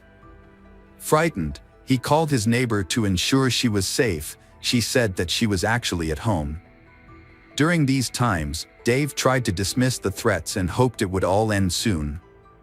This tense situation drew him closer to his neighbor, who was also targeted by the attacker. Dave and neighbor girl began to communicate with each other more regularly and share their experiences and worries. Often, while watching movies together, they would simultaneously receive threatening and insulting messages on their phones. After receiving several threatening photos, including some pictures of his children, Dave contacted the police again. However, the investigators seemed indifferent and did not take any action to resolve his problem. Frustrated, Dave submitted a report to a special unit in Omaha that handled such cases. Unfortunately, this department had only one specialist, who was overwhelmed with 94 cases and unable to assist him. Feeling desperate, Dave had no choice but to accept the situation and try to move on. He began to suspect that someone with mental health issues was behind the harassment, but he had no evidence to support this theory. Carrie's father had passed away, and her family grew increasingly worried when she missed the funeral. Instead, they received a text message with an apology from her, but no one had heard her voice for months. Carrie's family sensed that something was wrong and suspected that she was not the one sending these messages. In the spring of 2013, a man contacted Carrie's mother, Nancy. He tells Nancy that Carrie called and told him she was in a homeless shelter and wanted to be picked up. Nancy reported this to the police, and together they went to the shelter. Then they went there together, but they found out that Carrie wasn't there and she had never been there. Through the court, Nancy has been awarded custody of Carrie's son, Max, who had been living with them all along. Meanwhile, Dave and the neighbor's relationship becomes troubled. They constantly broke up and reconciled. She is increasingly annoyed and makes Dave uncomfortable. Ultimately, they ended their relationship in August 2013 because he doesn't want to build a serious relationship with she. Soon after, Dave's garage was vandalized. A few days later, Dave discovered that the house neighbor girl was renting had caught fire. The fire wasn't severe, so the rescue team was able to save the house, but the facilities need to be repaired. Tragically, a cat perished in the fire, prompting she and her 2 children to temporarily move in with relatives. She also informed the police that Carrie, who had threatened her, was the one responsible for burning down her house. Subsequently, Dave received a bizarre message, purportedly from Carrie, claiming she was pregnant. Knowing this was impossible, as he had undergone a vasectomy years earlier and was incapable of having children, this made him suspicious about whether Carrie was really the one who sent him the message. Moreover, Carrie had had a hysterectomy, making it impossible for her to be pregnant as well. 2 months later, a bright orange sign appeared at Dave's auto repair garage, accusing him of mistreating women. In January 2014, Dave's longtime girlfriend visited him at night. A few hours after they went to bed, someone threw a brick through the bathroom window. This incident caused Dave to become extremely stressed, and he realized that the situation had gotten out of control and become dangerous. Because the police did not take action, Dave decided to leave and move to a different house. He found a new job, changed his phone number and all his contact details, and bought a firearm for protection. As a result, he disappeared from public view for a long time and did not contact anyone. However, then, he registered on a dating site under a different name and arranged to meet a new girl. The girl never appeared at the date. Instead, he received a threatening message from Carrie. It turned out the girl also received a similar threat, which is why she didn't attend the date. Dave's neighbor girl also received an email expressing anger. It was from someone named Amy Flora, which was Dave's ex-wife's name. She suspects that Amy might be the one behind everything. Unable to reach Dave, so she contacted the police and reported the stalking. This theory seemed plausible because Amy has every reason to hate Dave for the divorce. During this time, Dave's gun vanished, indicating a possible break-in at his house and he could be in danger. He reported this to the police. As the situation got out of control, the police finally decided to take a closer look at the stalking. Their main focus is investigating Carrie's disappearance. When they questioned Dave again, they knew that he had nothing to do with her disappearance.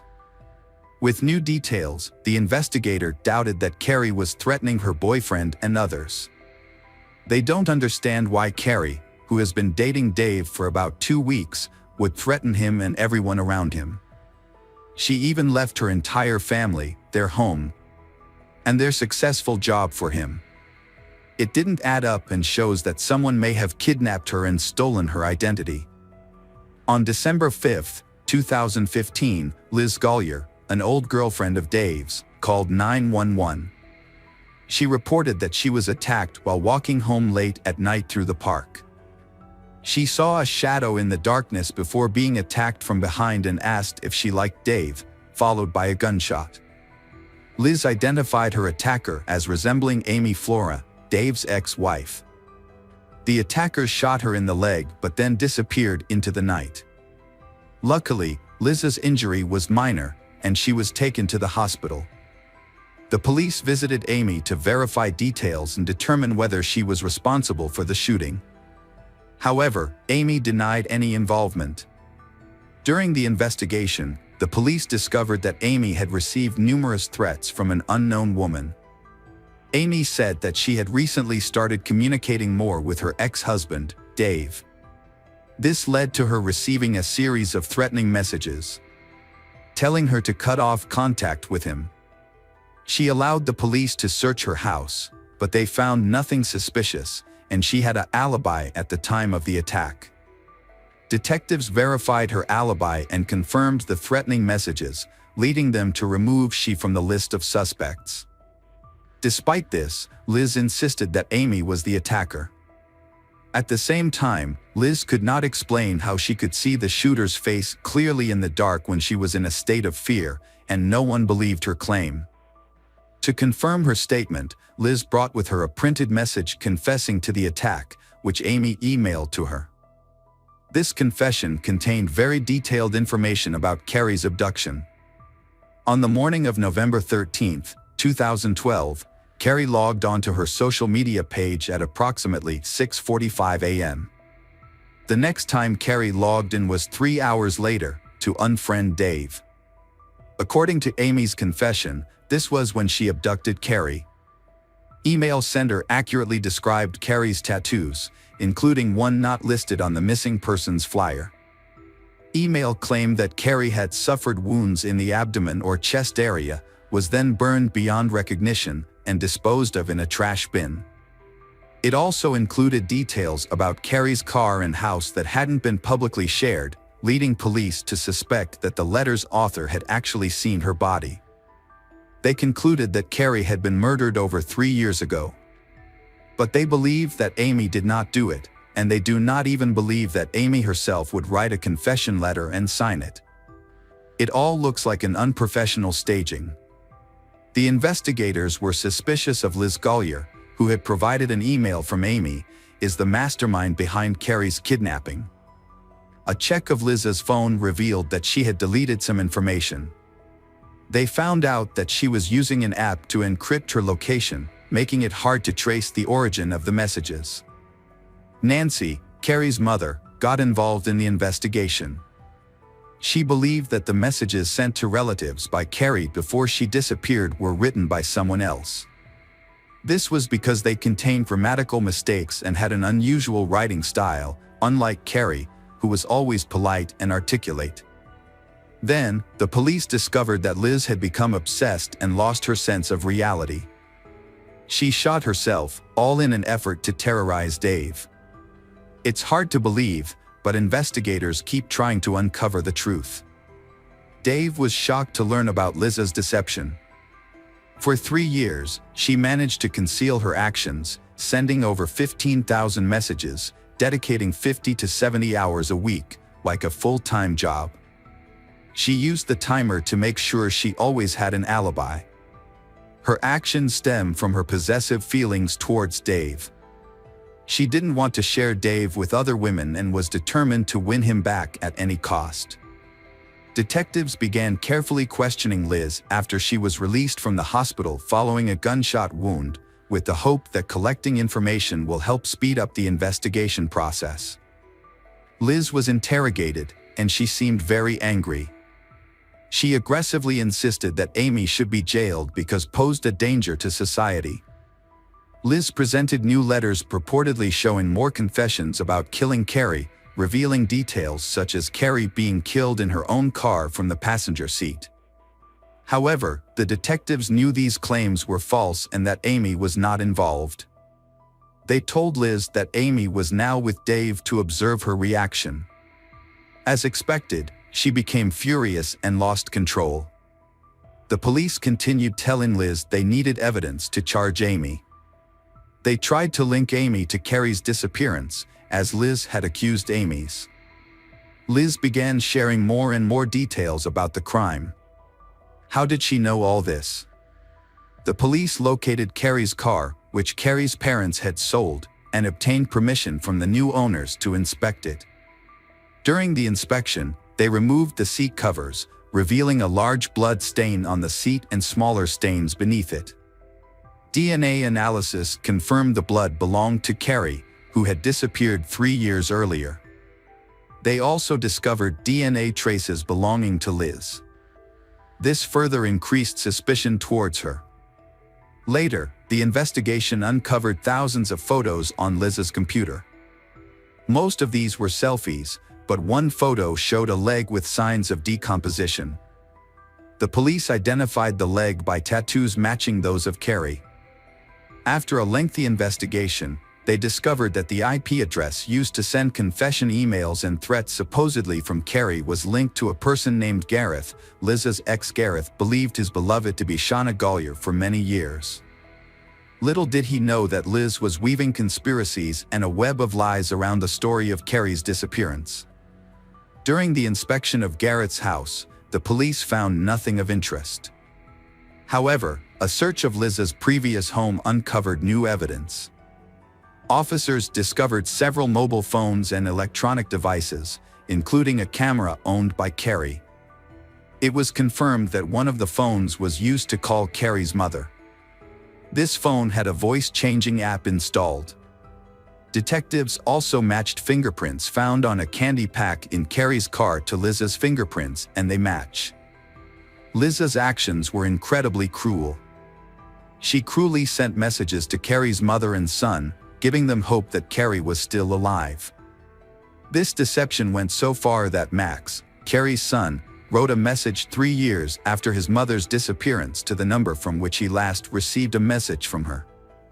He wrote that if she was really his mother, she should come back because he wanted her to be with him at his graduation. Based on this evidence, Liz was arrested in December 2016.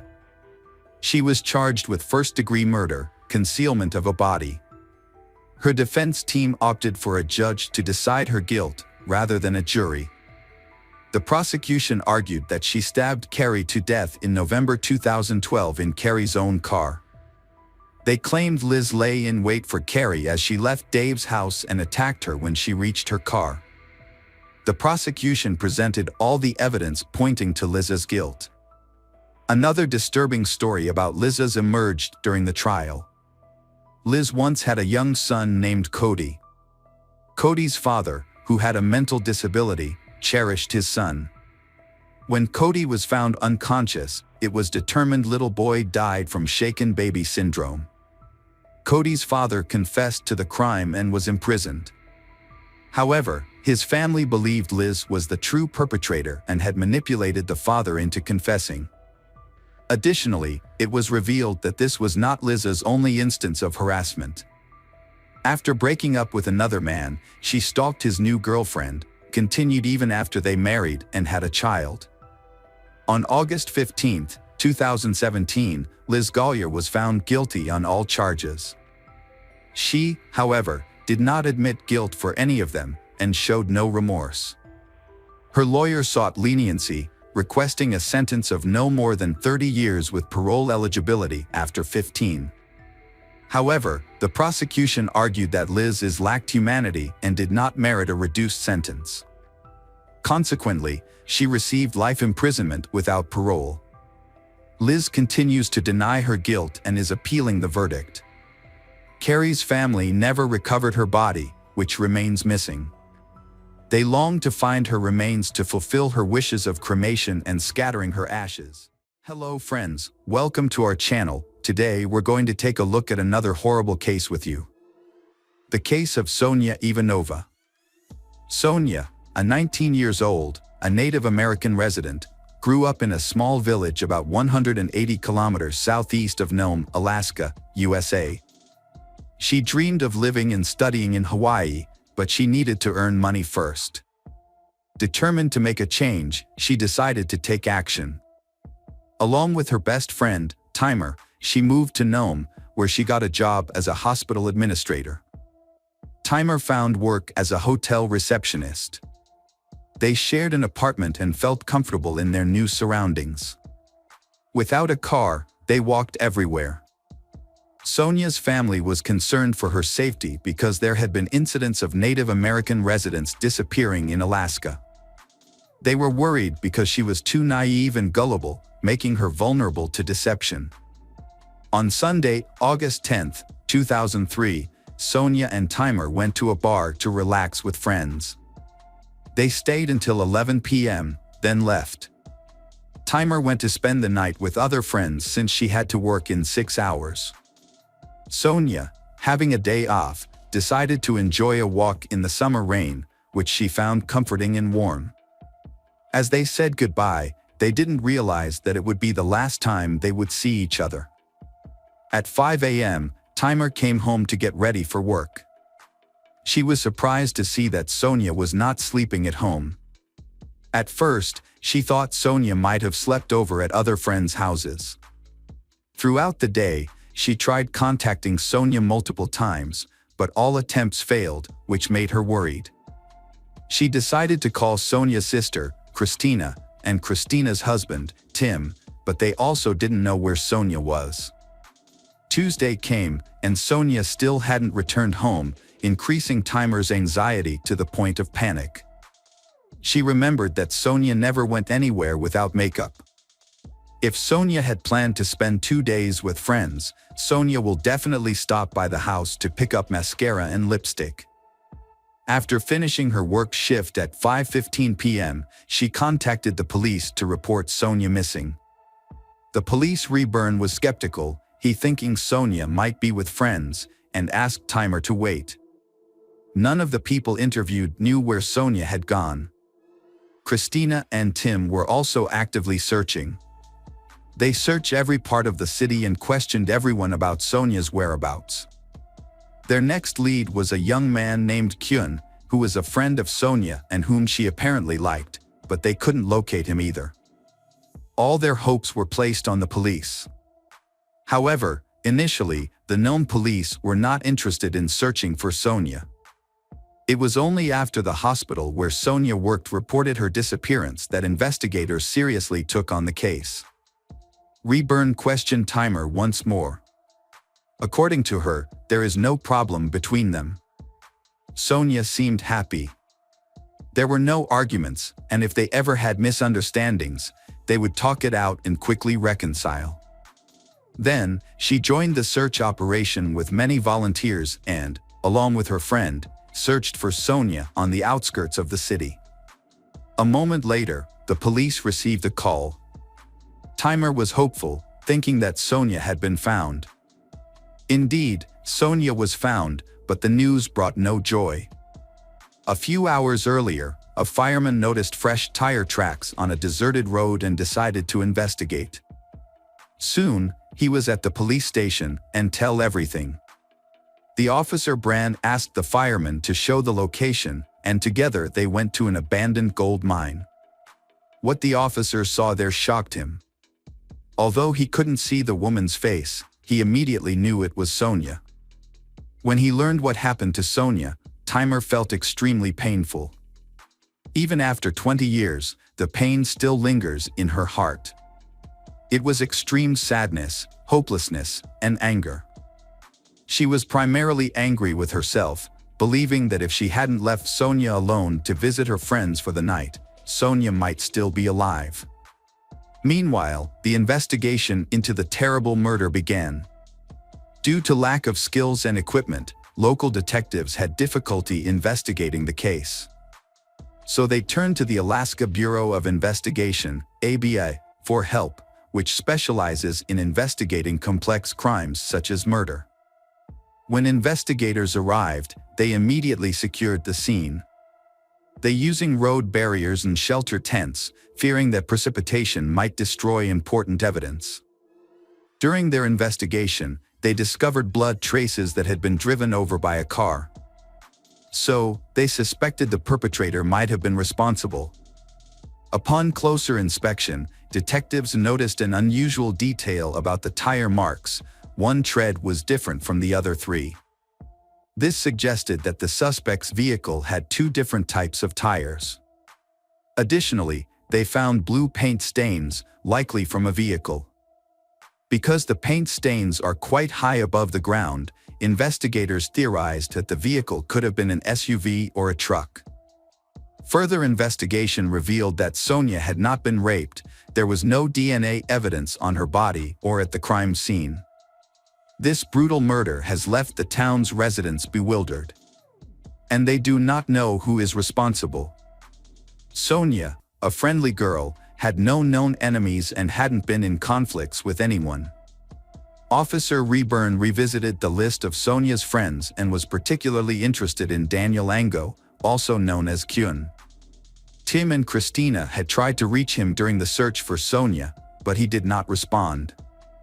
Police were aware of Kyun because previously, his ex-girlfriend had filed a complaint against him for mistreating her. He was considered a suspect, not only because of his temper but also because he owned a blue truck, have different tires. When investigators examined the vehicle, they discovered a blue awning with blood stains inside, as well as blood on white sneakers and one of the 3 guns in the truck. The tires were tested with a special chemical, revealing additional blood stains.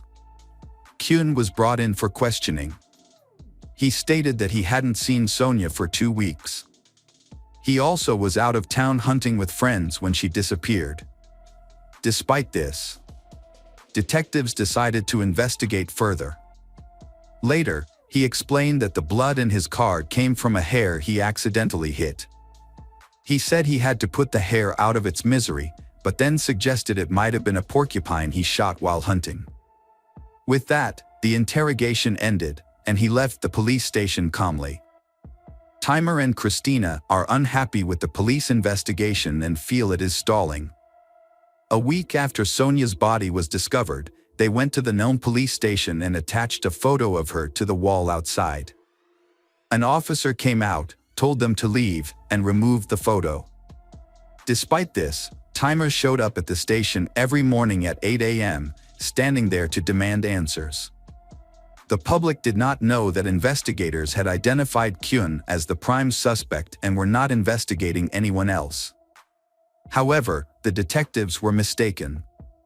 The blood found in Kyun's truck was not human, the tire tracks at the crime scene didn't match his vehicle, and the blue paint traces didn't match his truck's color. Kyun's story was true, and the investigation was halted. Only 2 of the 8 local police officers are still actively investigating the case: Officer Reburn, who had received information from Timer about Sonia, and Officer Brian, who was the first to arrive at the crime scene. However, Brian was unhappy with the investigation because he had been assigned to the night shift, which prevented him from conducting interrogations. Red Bear, according to Brian, didn't seem to take his job seriously and was slow to share new information with him. Brian is determined to find out the truth. He decided to review the case file during his night shifts. Suddenly, he noticed a message from a woman. She mentioned that she had seen Sonia while Sonia was missing. She saw Sonia get into the car. This was new information for Brian, and he quickly sought out the woman. He had a detailed conversation with her. The woman's name was Florence. She was surprised that no one had contacted or interviewed her. She explained that she had been standing outside her house with her sister, smoking, when Sonia walked by and greeted them. Then, a car passed by and blocked Sonia's path. He said something to her, after which she got into the car. They drove off in the direction where Sonia's body was found a few days later. Officer Brian thanks Florence and he begins to think about her statement. He was convinced that the ABA agents needed to return to the city and continue the investigation. One detail from Florence's story unsettled Brian. She had seen a sticker on the car Sonia entered, which read Nome Police Department. This suggested that one of his colleagues might be Sonia's killer. He needed to process this information.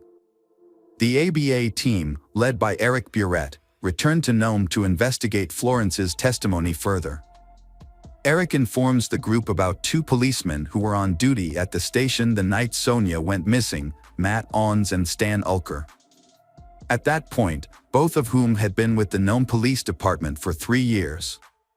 There were several people involved in the case, and everyone was required to go to the central office of Polly Angie for questioning and a lie detector test. However, something strange occurred. A couple of weeks after the crime, an officer discovered that a service car was missing. That same night, a search operation was launched. At 2:51, Matt called his colleagues to report that he had found the car in an abandoned area, near where the body was hidden. 2 minutes later, he called again, he saying, "There were shots there."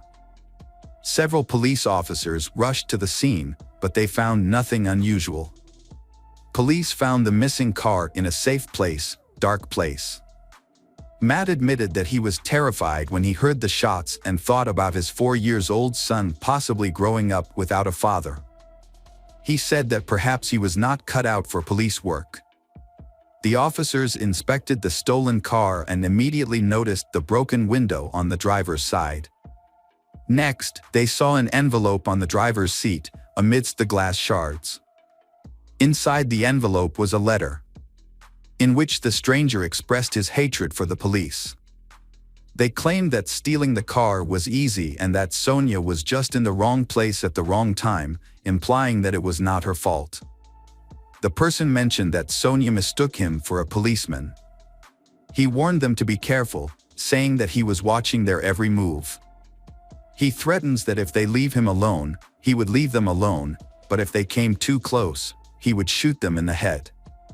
The unknown person not only left this threatening letter in the car but also included evidence in the envelope to remove any doubt that he was the one who killed Sonia. Along with the note, police found a membership card for the fitness center Sonia used to visit. How did the criminal steal the police car? It was later discovered that official cars were almost always unlocked, and the keys were often left in the ignition. Therefore, stealing the car is not difficult. Initially, 2 officers, Stan and Matt, were questioned. Their testimonies were almost identical. That evening, they were called to a domestic violence incident. The man who caused the incident attacked them, Then he was arrested and taken to the police station. Stan stayed in the office to handle paperwork, while Matt patrolled the streets alone. This occurred between 1 o'clock and 1:30 a.m. Matt reported hearing gunshots, but he spent an hour trying to locate their source without success. His shift ended at 7 a.m., and he went home. Both officers, Stan and Matt, stated they did not see Sonia that night and were not involved in her death. Since their stories matched, a lie detector test was used to further investigate the incident. When asked, did they offer Sonia a ride on August 11, 2003? Both individuals answered no. They gave the same response when questioned about her murder. Further questions focused on Matt's sex life, leaving him confused. It seemed he didn't understand why these questions were being asked. At that time, Matt didn't know that Eric, the lead investigator, was also in the room and is keeping an eye on him. Eric had learned from colleagues that Matt was a typical person, although he didn't always follow the rules. Matt preferred night shifts and often volunteered for them. Occasionally, he invited friends to ride in the patrol car with him, despite repeated warnings from management not to do so.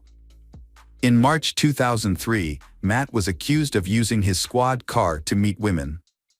He allegedly having sex with them while on duty. Unlike many who use Tinder and similar apps, he had his own method. He would drive slowly in the patrol car, approach women, and offer them rides. When confronted with these allegations, he denied them, and the investigation continued. The city discovered that Matt's personal life was troubled. In a custody battle in court, he is trying to sue his wife for custody of their 4-year-old son. The child currently lives with his mother, but the boy also visits his father, because his parents are separated.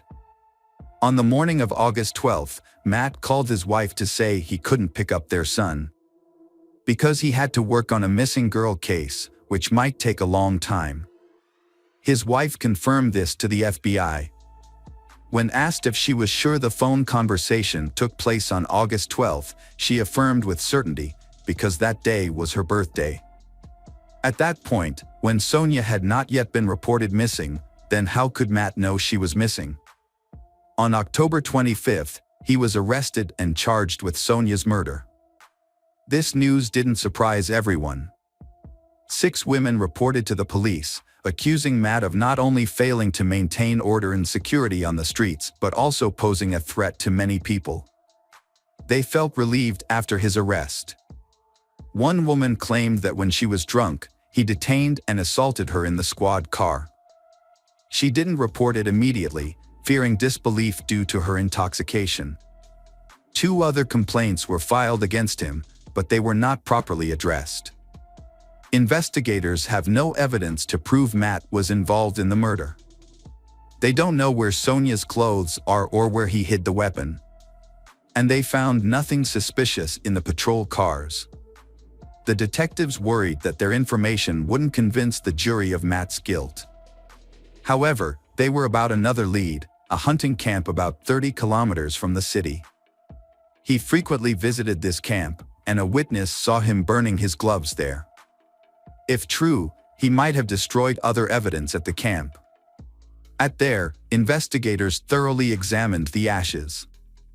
Finally, they found an important piece of evidence: burned shoes with laces bearing the imprint of the shoe manufacturer Schumacher. Sonia wore shoes of this brand. The ashes were collected and taken to Nome. Over several days, detectives searched for more evidence. They soon found several more pairs of shoes, parts of a bra, and a button inscribed with LT. Sonia's sister confirmed that the button belonged to Sonia's clothes. A mailbox key was found in the hallway, and it turned out to be the key to Matt's mailbox. Then, a police department employee suggested where the crime weapon might be. Investigators suspected the weapon could be a .22 caliber Jennings pistol, which was indeed found in the storage facility. According to the officers, Matt took it for his criminal activities and later returned it. Unfortunately, this could not be proven due to a lack of evidence. 2 months after Matt's arrest, Sonia's relatives and ABA employees encountered a new issue. He hired an experienced lawyer and was released on bail with his help.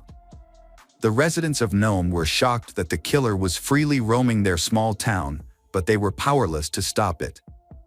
Matt's trial began on January 18, 2005, but after 40 hours of jury deliberations, the jury still failed to reach a verdict. The prosecution's evidence was not convincing, and Matt walked out of court again a free man. In the second trial, the prosecution presented evidence to the jury, including Florence's testimony about seeing Sonia get into a car labeled Nome Police Department, Matt's wife's testimony about Sonia's disappearance shortly before Sonia was officially reported missing. Traces of Sonia's clothing found along with the key to a box, and the murder weapon that was stolen and later returned. However, Matt's lawyers challenged all these points. They argued that Matt's wife had likely misremembered the date. They also contended that the traces of clothing and the gun were not connected to Sonia's murder. Because of this conflict, the jury could not reach a consensus on whether Matt was guilty or not, so he was acquitted at trial. This case has made the public extremely indignant. Many believe Matt was guilty of the crime, but he managed to escape justice. Investigator Eric, however, found a new lead. As astonishing as it seems, this is indeed what happened. Eric's neighbor said Charlotte, a friend of Matt's who was staying at his house, shared the news. It turns out Charlotte found a membership card in Matt's bedroom. If so, then this incident may be related to Sonia's murder. Eric asked the neighbor whether Charlotte told him about the discovery before or after the police car was found. It turned out Charlotte mentioned it before the theft. This confirmed Eric's suspicion that Matt stole the car himself to distract the investigation. But who found the patrol car? Matt stated that gunshots were heard 2 minutes after the car was located. That night, Matt left without his service weapon or flashlight. This raised the possibility that he might have planted Sonia's fitness club membership card on the front seat. Charlotte was called as a witness during the second court hearing and questioned again. When asked if she saw Sonia's card or wallet on Matt, she denied it. Despite being under oath, her answers didn't change. Investigators, however, suspected that she might be withholding such information. They were prepared and presented evidence in court of an earlier conversation between the officer and Charlotte. In that discussion, she admitted she had seen Sonia's ID or membership card along with other personal belongings. Charlotte eventually decided to testify in court. Her testimony proved to be crucial. Matt Ons was found guilty on all charges and sentenced to 101 years in prison. This tragic incident has left a stain on the city, causing people to lose faith in law enforcement. Sonia's family chose to hold an open casket funeral, allowing everyone to approach and say their final goodbyes. However, justice prevailed, and Matt Ons received the punishment he truly deserved. Hey detectives, welcome back. We've got another mysterious case to explore, the case of Kara Nichols. Kara Nichols, born on May 20, 1993, was the middle child in her family. She grew up with her brother Terrence and younger sister, living in a very united and loving family. Sociable and friendly, Kara thrived in school and had a strong passion for art, particularly painting. Her talent has won her many awards in art competitions. At the same time, she is also considered to have a promising future. She is also very empathetic, often understanding and feeling other people's pain as her own. During her teenage years, Kara's behavior changed a lot. She became introverted, and her academic performance dropped. At the age of 13, she was arrested for shoplifting and sentenced to community service. Her parents, Julia and Paul, were confused by this sudden change in their daughter. She never lacked for anything, so her stealing may have been her way of rebelling against established norms. At 16, Kara's mental health deteriorated after the death of her beloved dog, plunging her into a deep depression. Her parents arranged for her to see a psychologist, but the sessions were ineffective, and her condition worsened.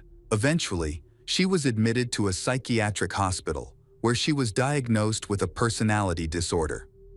After a short period of treatment, her condition improved with prescribed medication. However, due to the many side effects of the medication, she decided to stop taking it and turned to illegal substances, believing they would be a better alternative to antipsychotics. Before graduating, she had to transfer schools several times because of behavioral problems. After graduating from high school, Kara worked as a waitress, while also pursuing her childhood dream of becoming a model. With her attractive appearance, she believes that she will succeed in this field. She has been working hard to find modeling agencies and increase her body of work. During this time, her health improved greatly, and she was no longer addicted. However, over time, she came to understand that success in modeling required more than just beauty. It also depended on luck and connections. In the summer of 2012, Kara's family relocated to Chicago, Illinois. Unfortunately, the move was difficult for she, and her depression returned. Stress caused her to turn to drugs again, despite her parents' best efforts to support her and take her to a rehab facility. In the end, she was kicked out of there for not following the rules. Her parents were worried, not only because of her behavior, but also because of how she was funding her addiction. Her salary as a waitress was not enough to cover these expenses. Kara's parents felt disheartened. Her mental state changed from day to day. After some brief conversations, she decided to move back to her hometown, believing that being in familiar surroundings and reconnecting with old friends would help her recover. Although her family disliked the idea, they couldn't persuade her to stay. Eventually, she returned to Colorado Springs, and her brother Terrence promised to help her. The care and affection the two siblings showed each other comforted their parents. However, Kara valued her liberty and chose not to live with Terrence, visiting him only occasionally. Instead, she decided to rent an apartment with 3 male friends, which shocked her parents when they found out.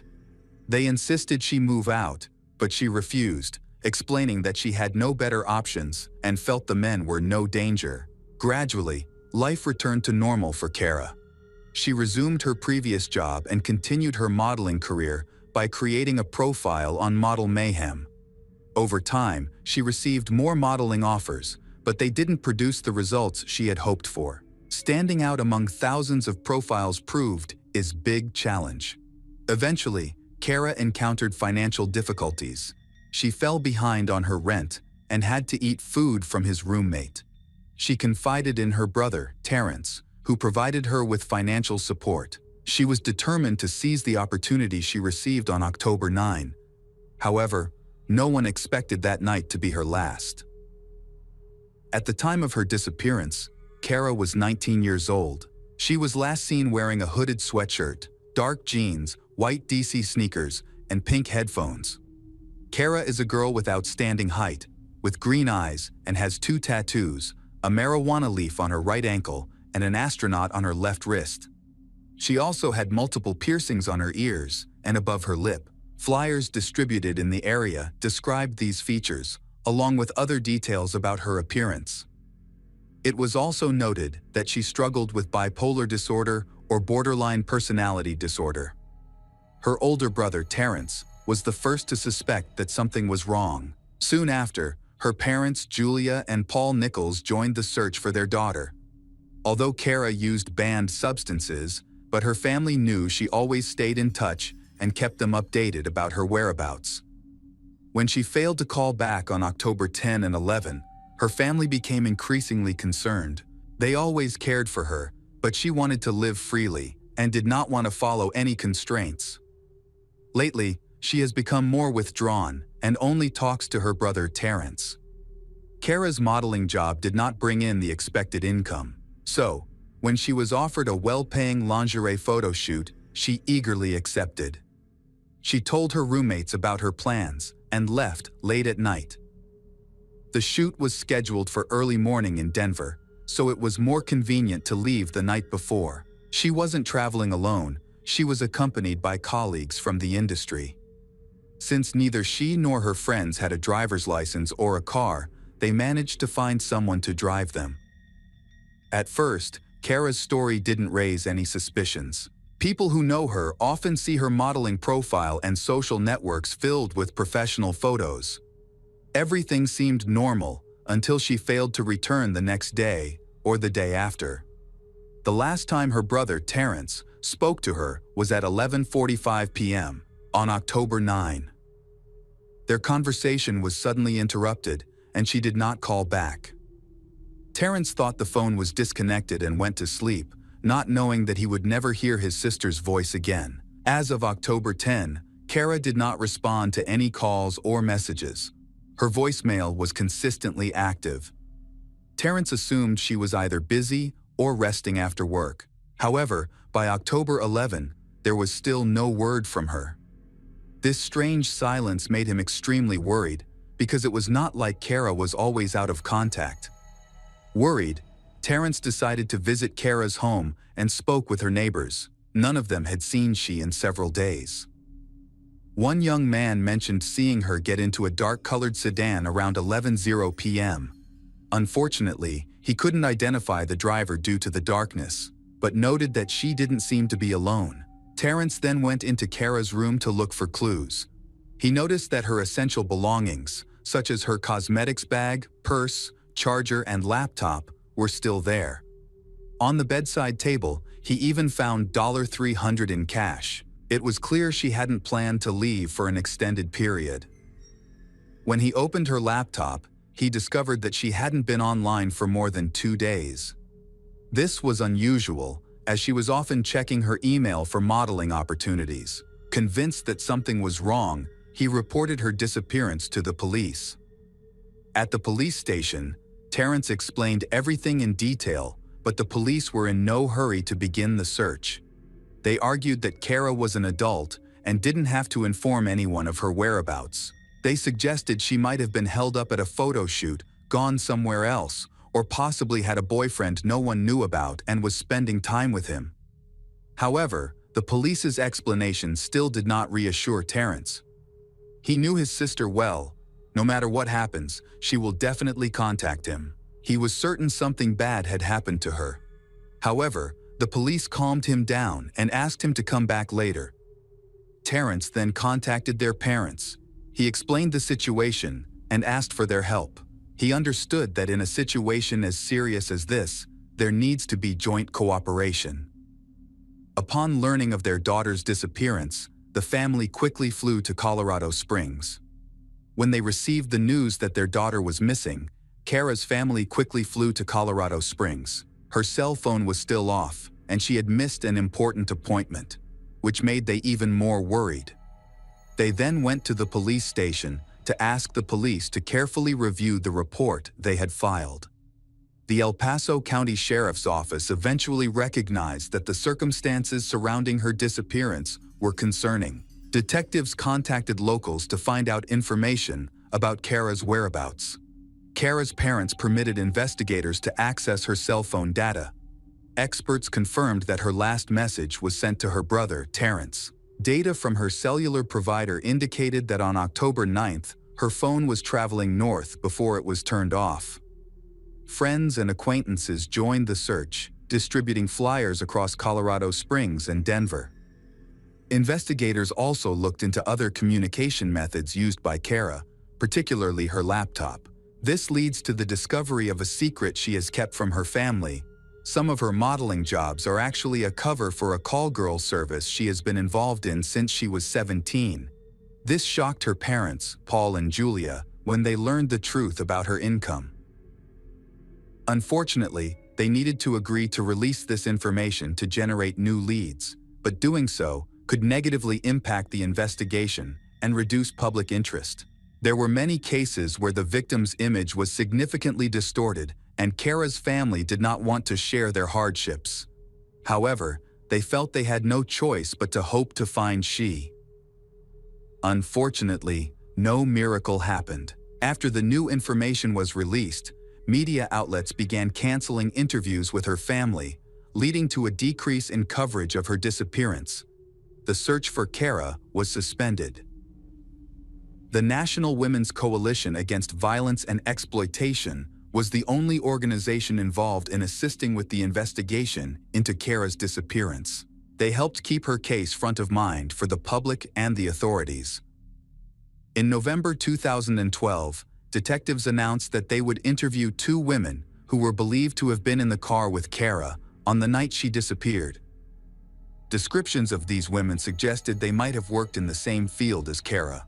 While they were important witnesses, they were not considered suspects, as they were likely the last people to see her alive. A composite sketch of one of the women was released to the public, but no one came forward with information. This made people doubt the existence of these women, and the investigation was stalled again. That month, Kara's photos appeared on a call girl service website in Las Vegas. However, detectives confirmed that she had not posted them herself. Someone had exploited her fame for personal gain, and the profile was eventually taken down. Although some people interested in the case contacted the police station, after investigation, these reports were confirmed to be false. In the spring of 2013, a businessman from Colorado Springs claimed to have seen Kara between late October and December 2012 with a tall, disheveled man. She looked frightened, suggesting she was being held against her will. One day, this man pushed her, and a bystander intervened, threatening him, and asked him to leave her alone. The witness's account was verified. Although police found the man described, but he said the woman with him was actually his ex-girlfriend. In the summer of 2013, a criminal law student took it upon himself to investigate Kara's case. He traveled to Denver, spoke with many homeless individuals and substance users. Several people reported meeting Kara at a nonprofit that provides syringes and needles to drug users.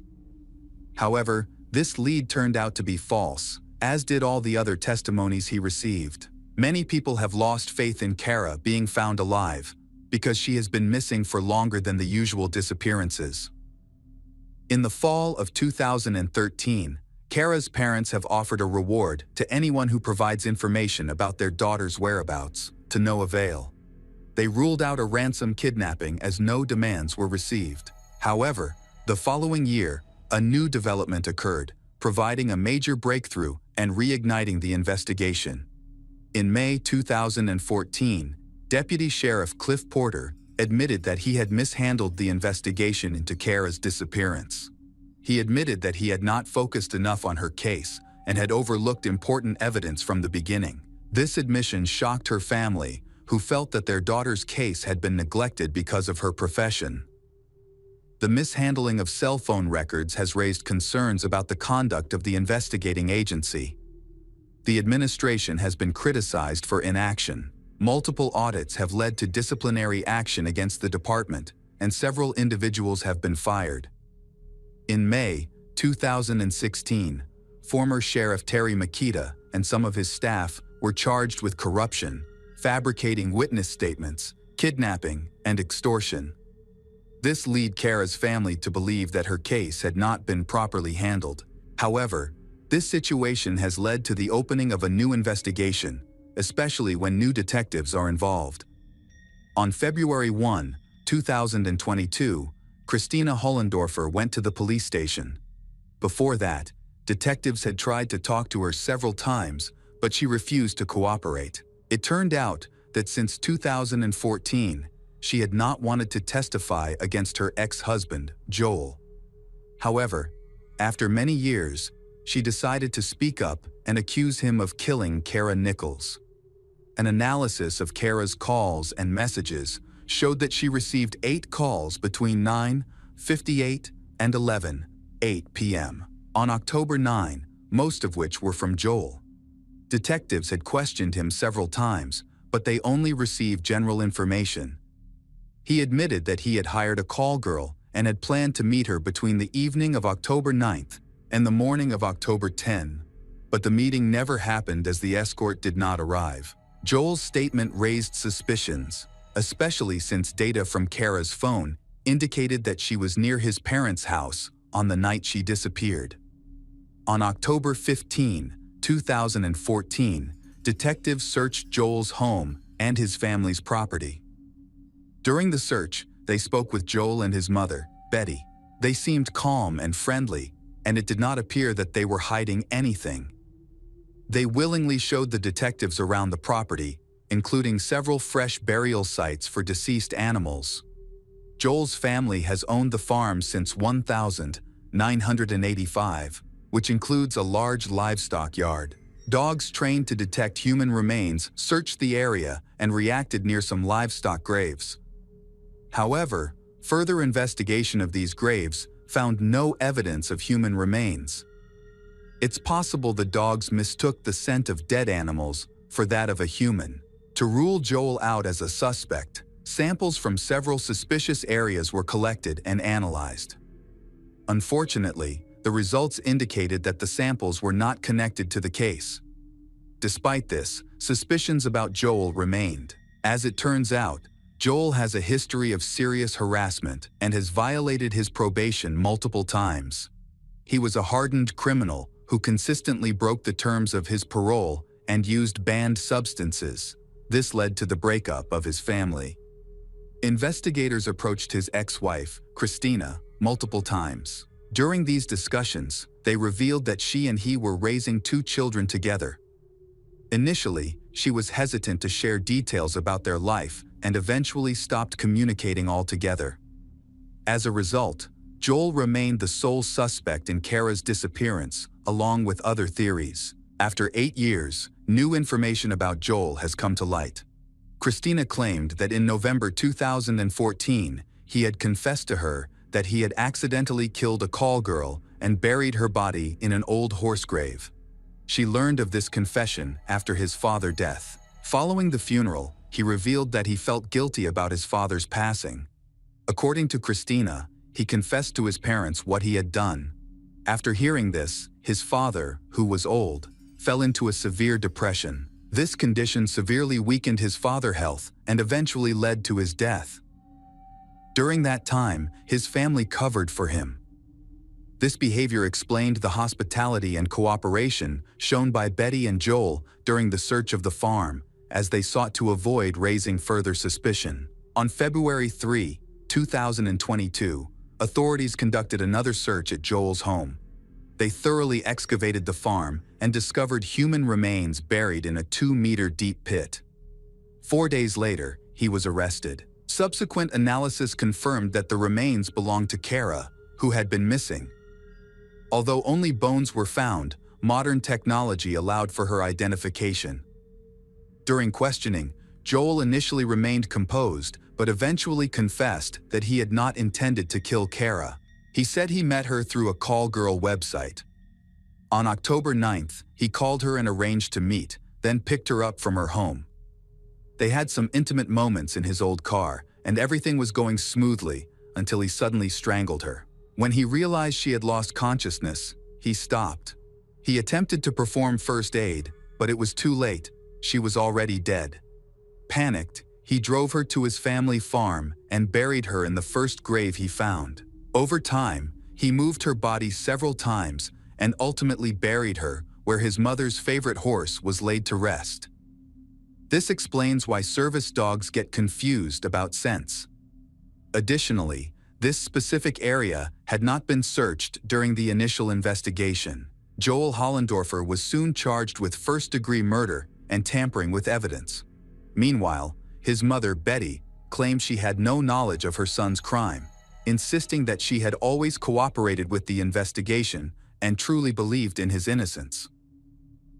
The hearings occurred in the summer of 2023. The prosecution argued that Joel deliberately committed the crime to fulfill his dark fantasies. Meanwhile, forensic experts were unable to provide a clear explanation for Kara's death. However, they determined that asphyxiation was the cause, based on the fact that her hyoid bone was broken. Experts stated that it is impossible to accidentally strangle someone to death, as there is always time to reconsider and stop.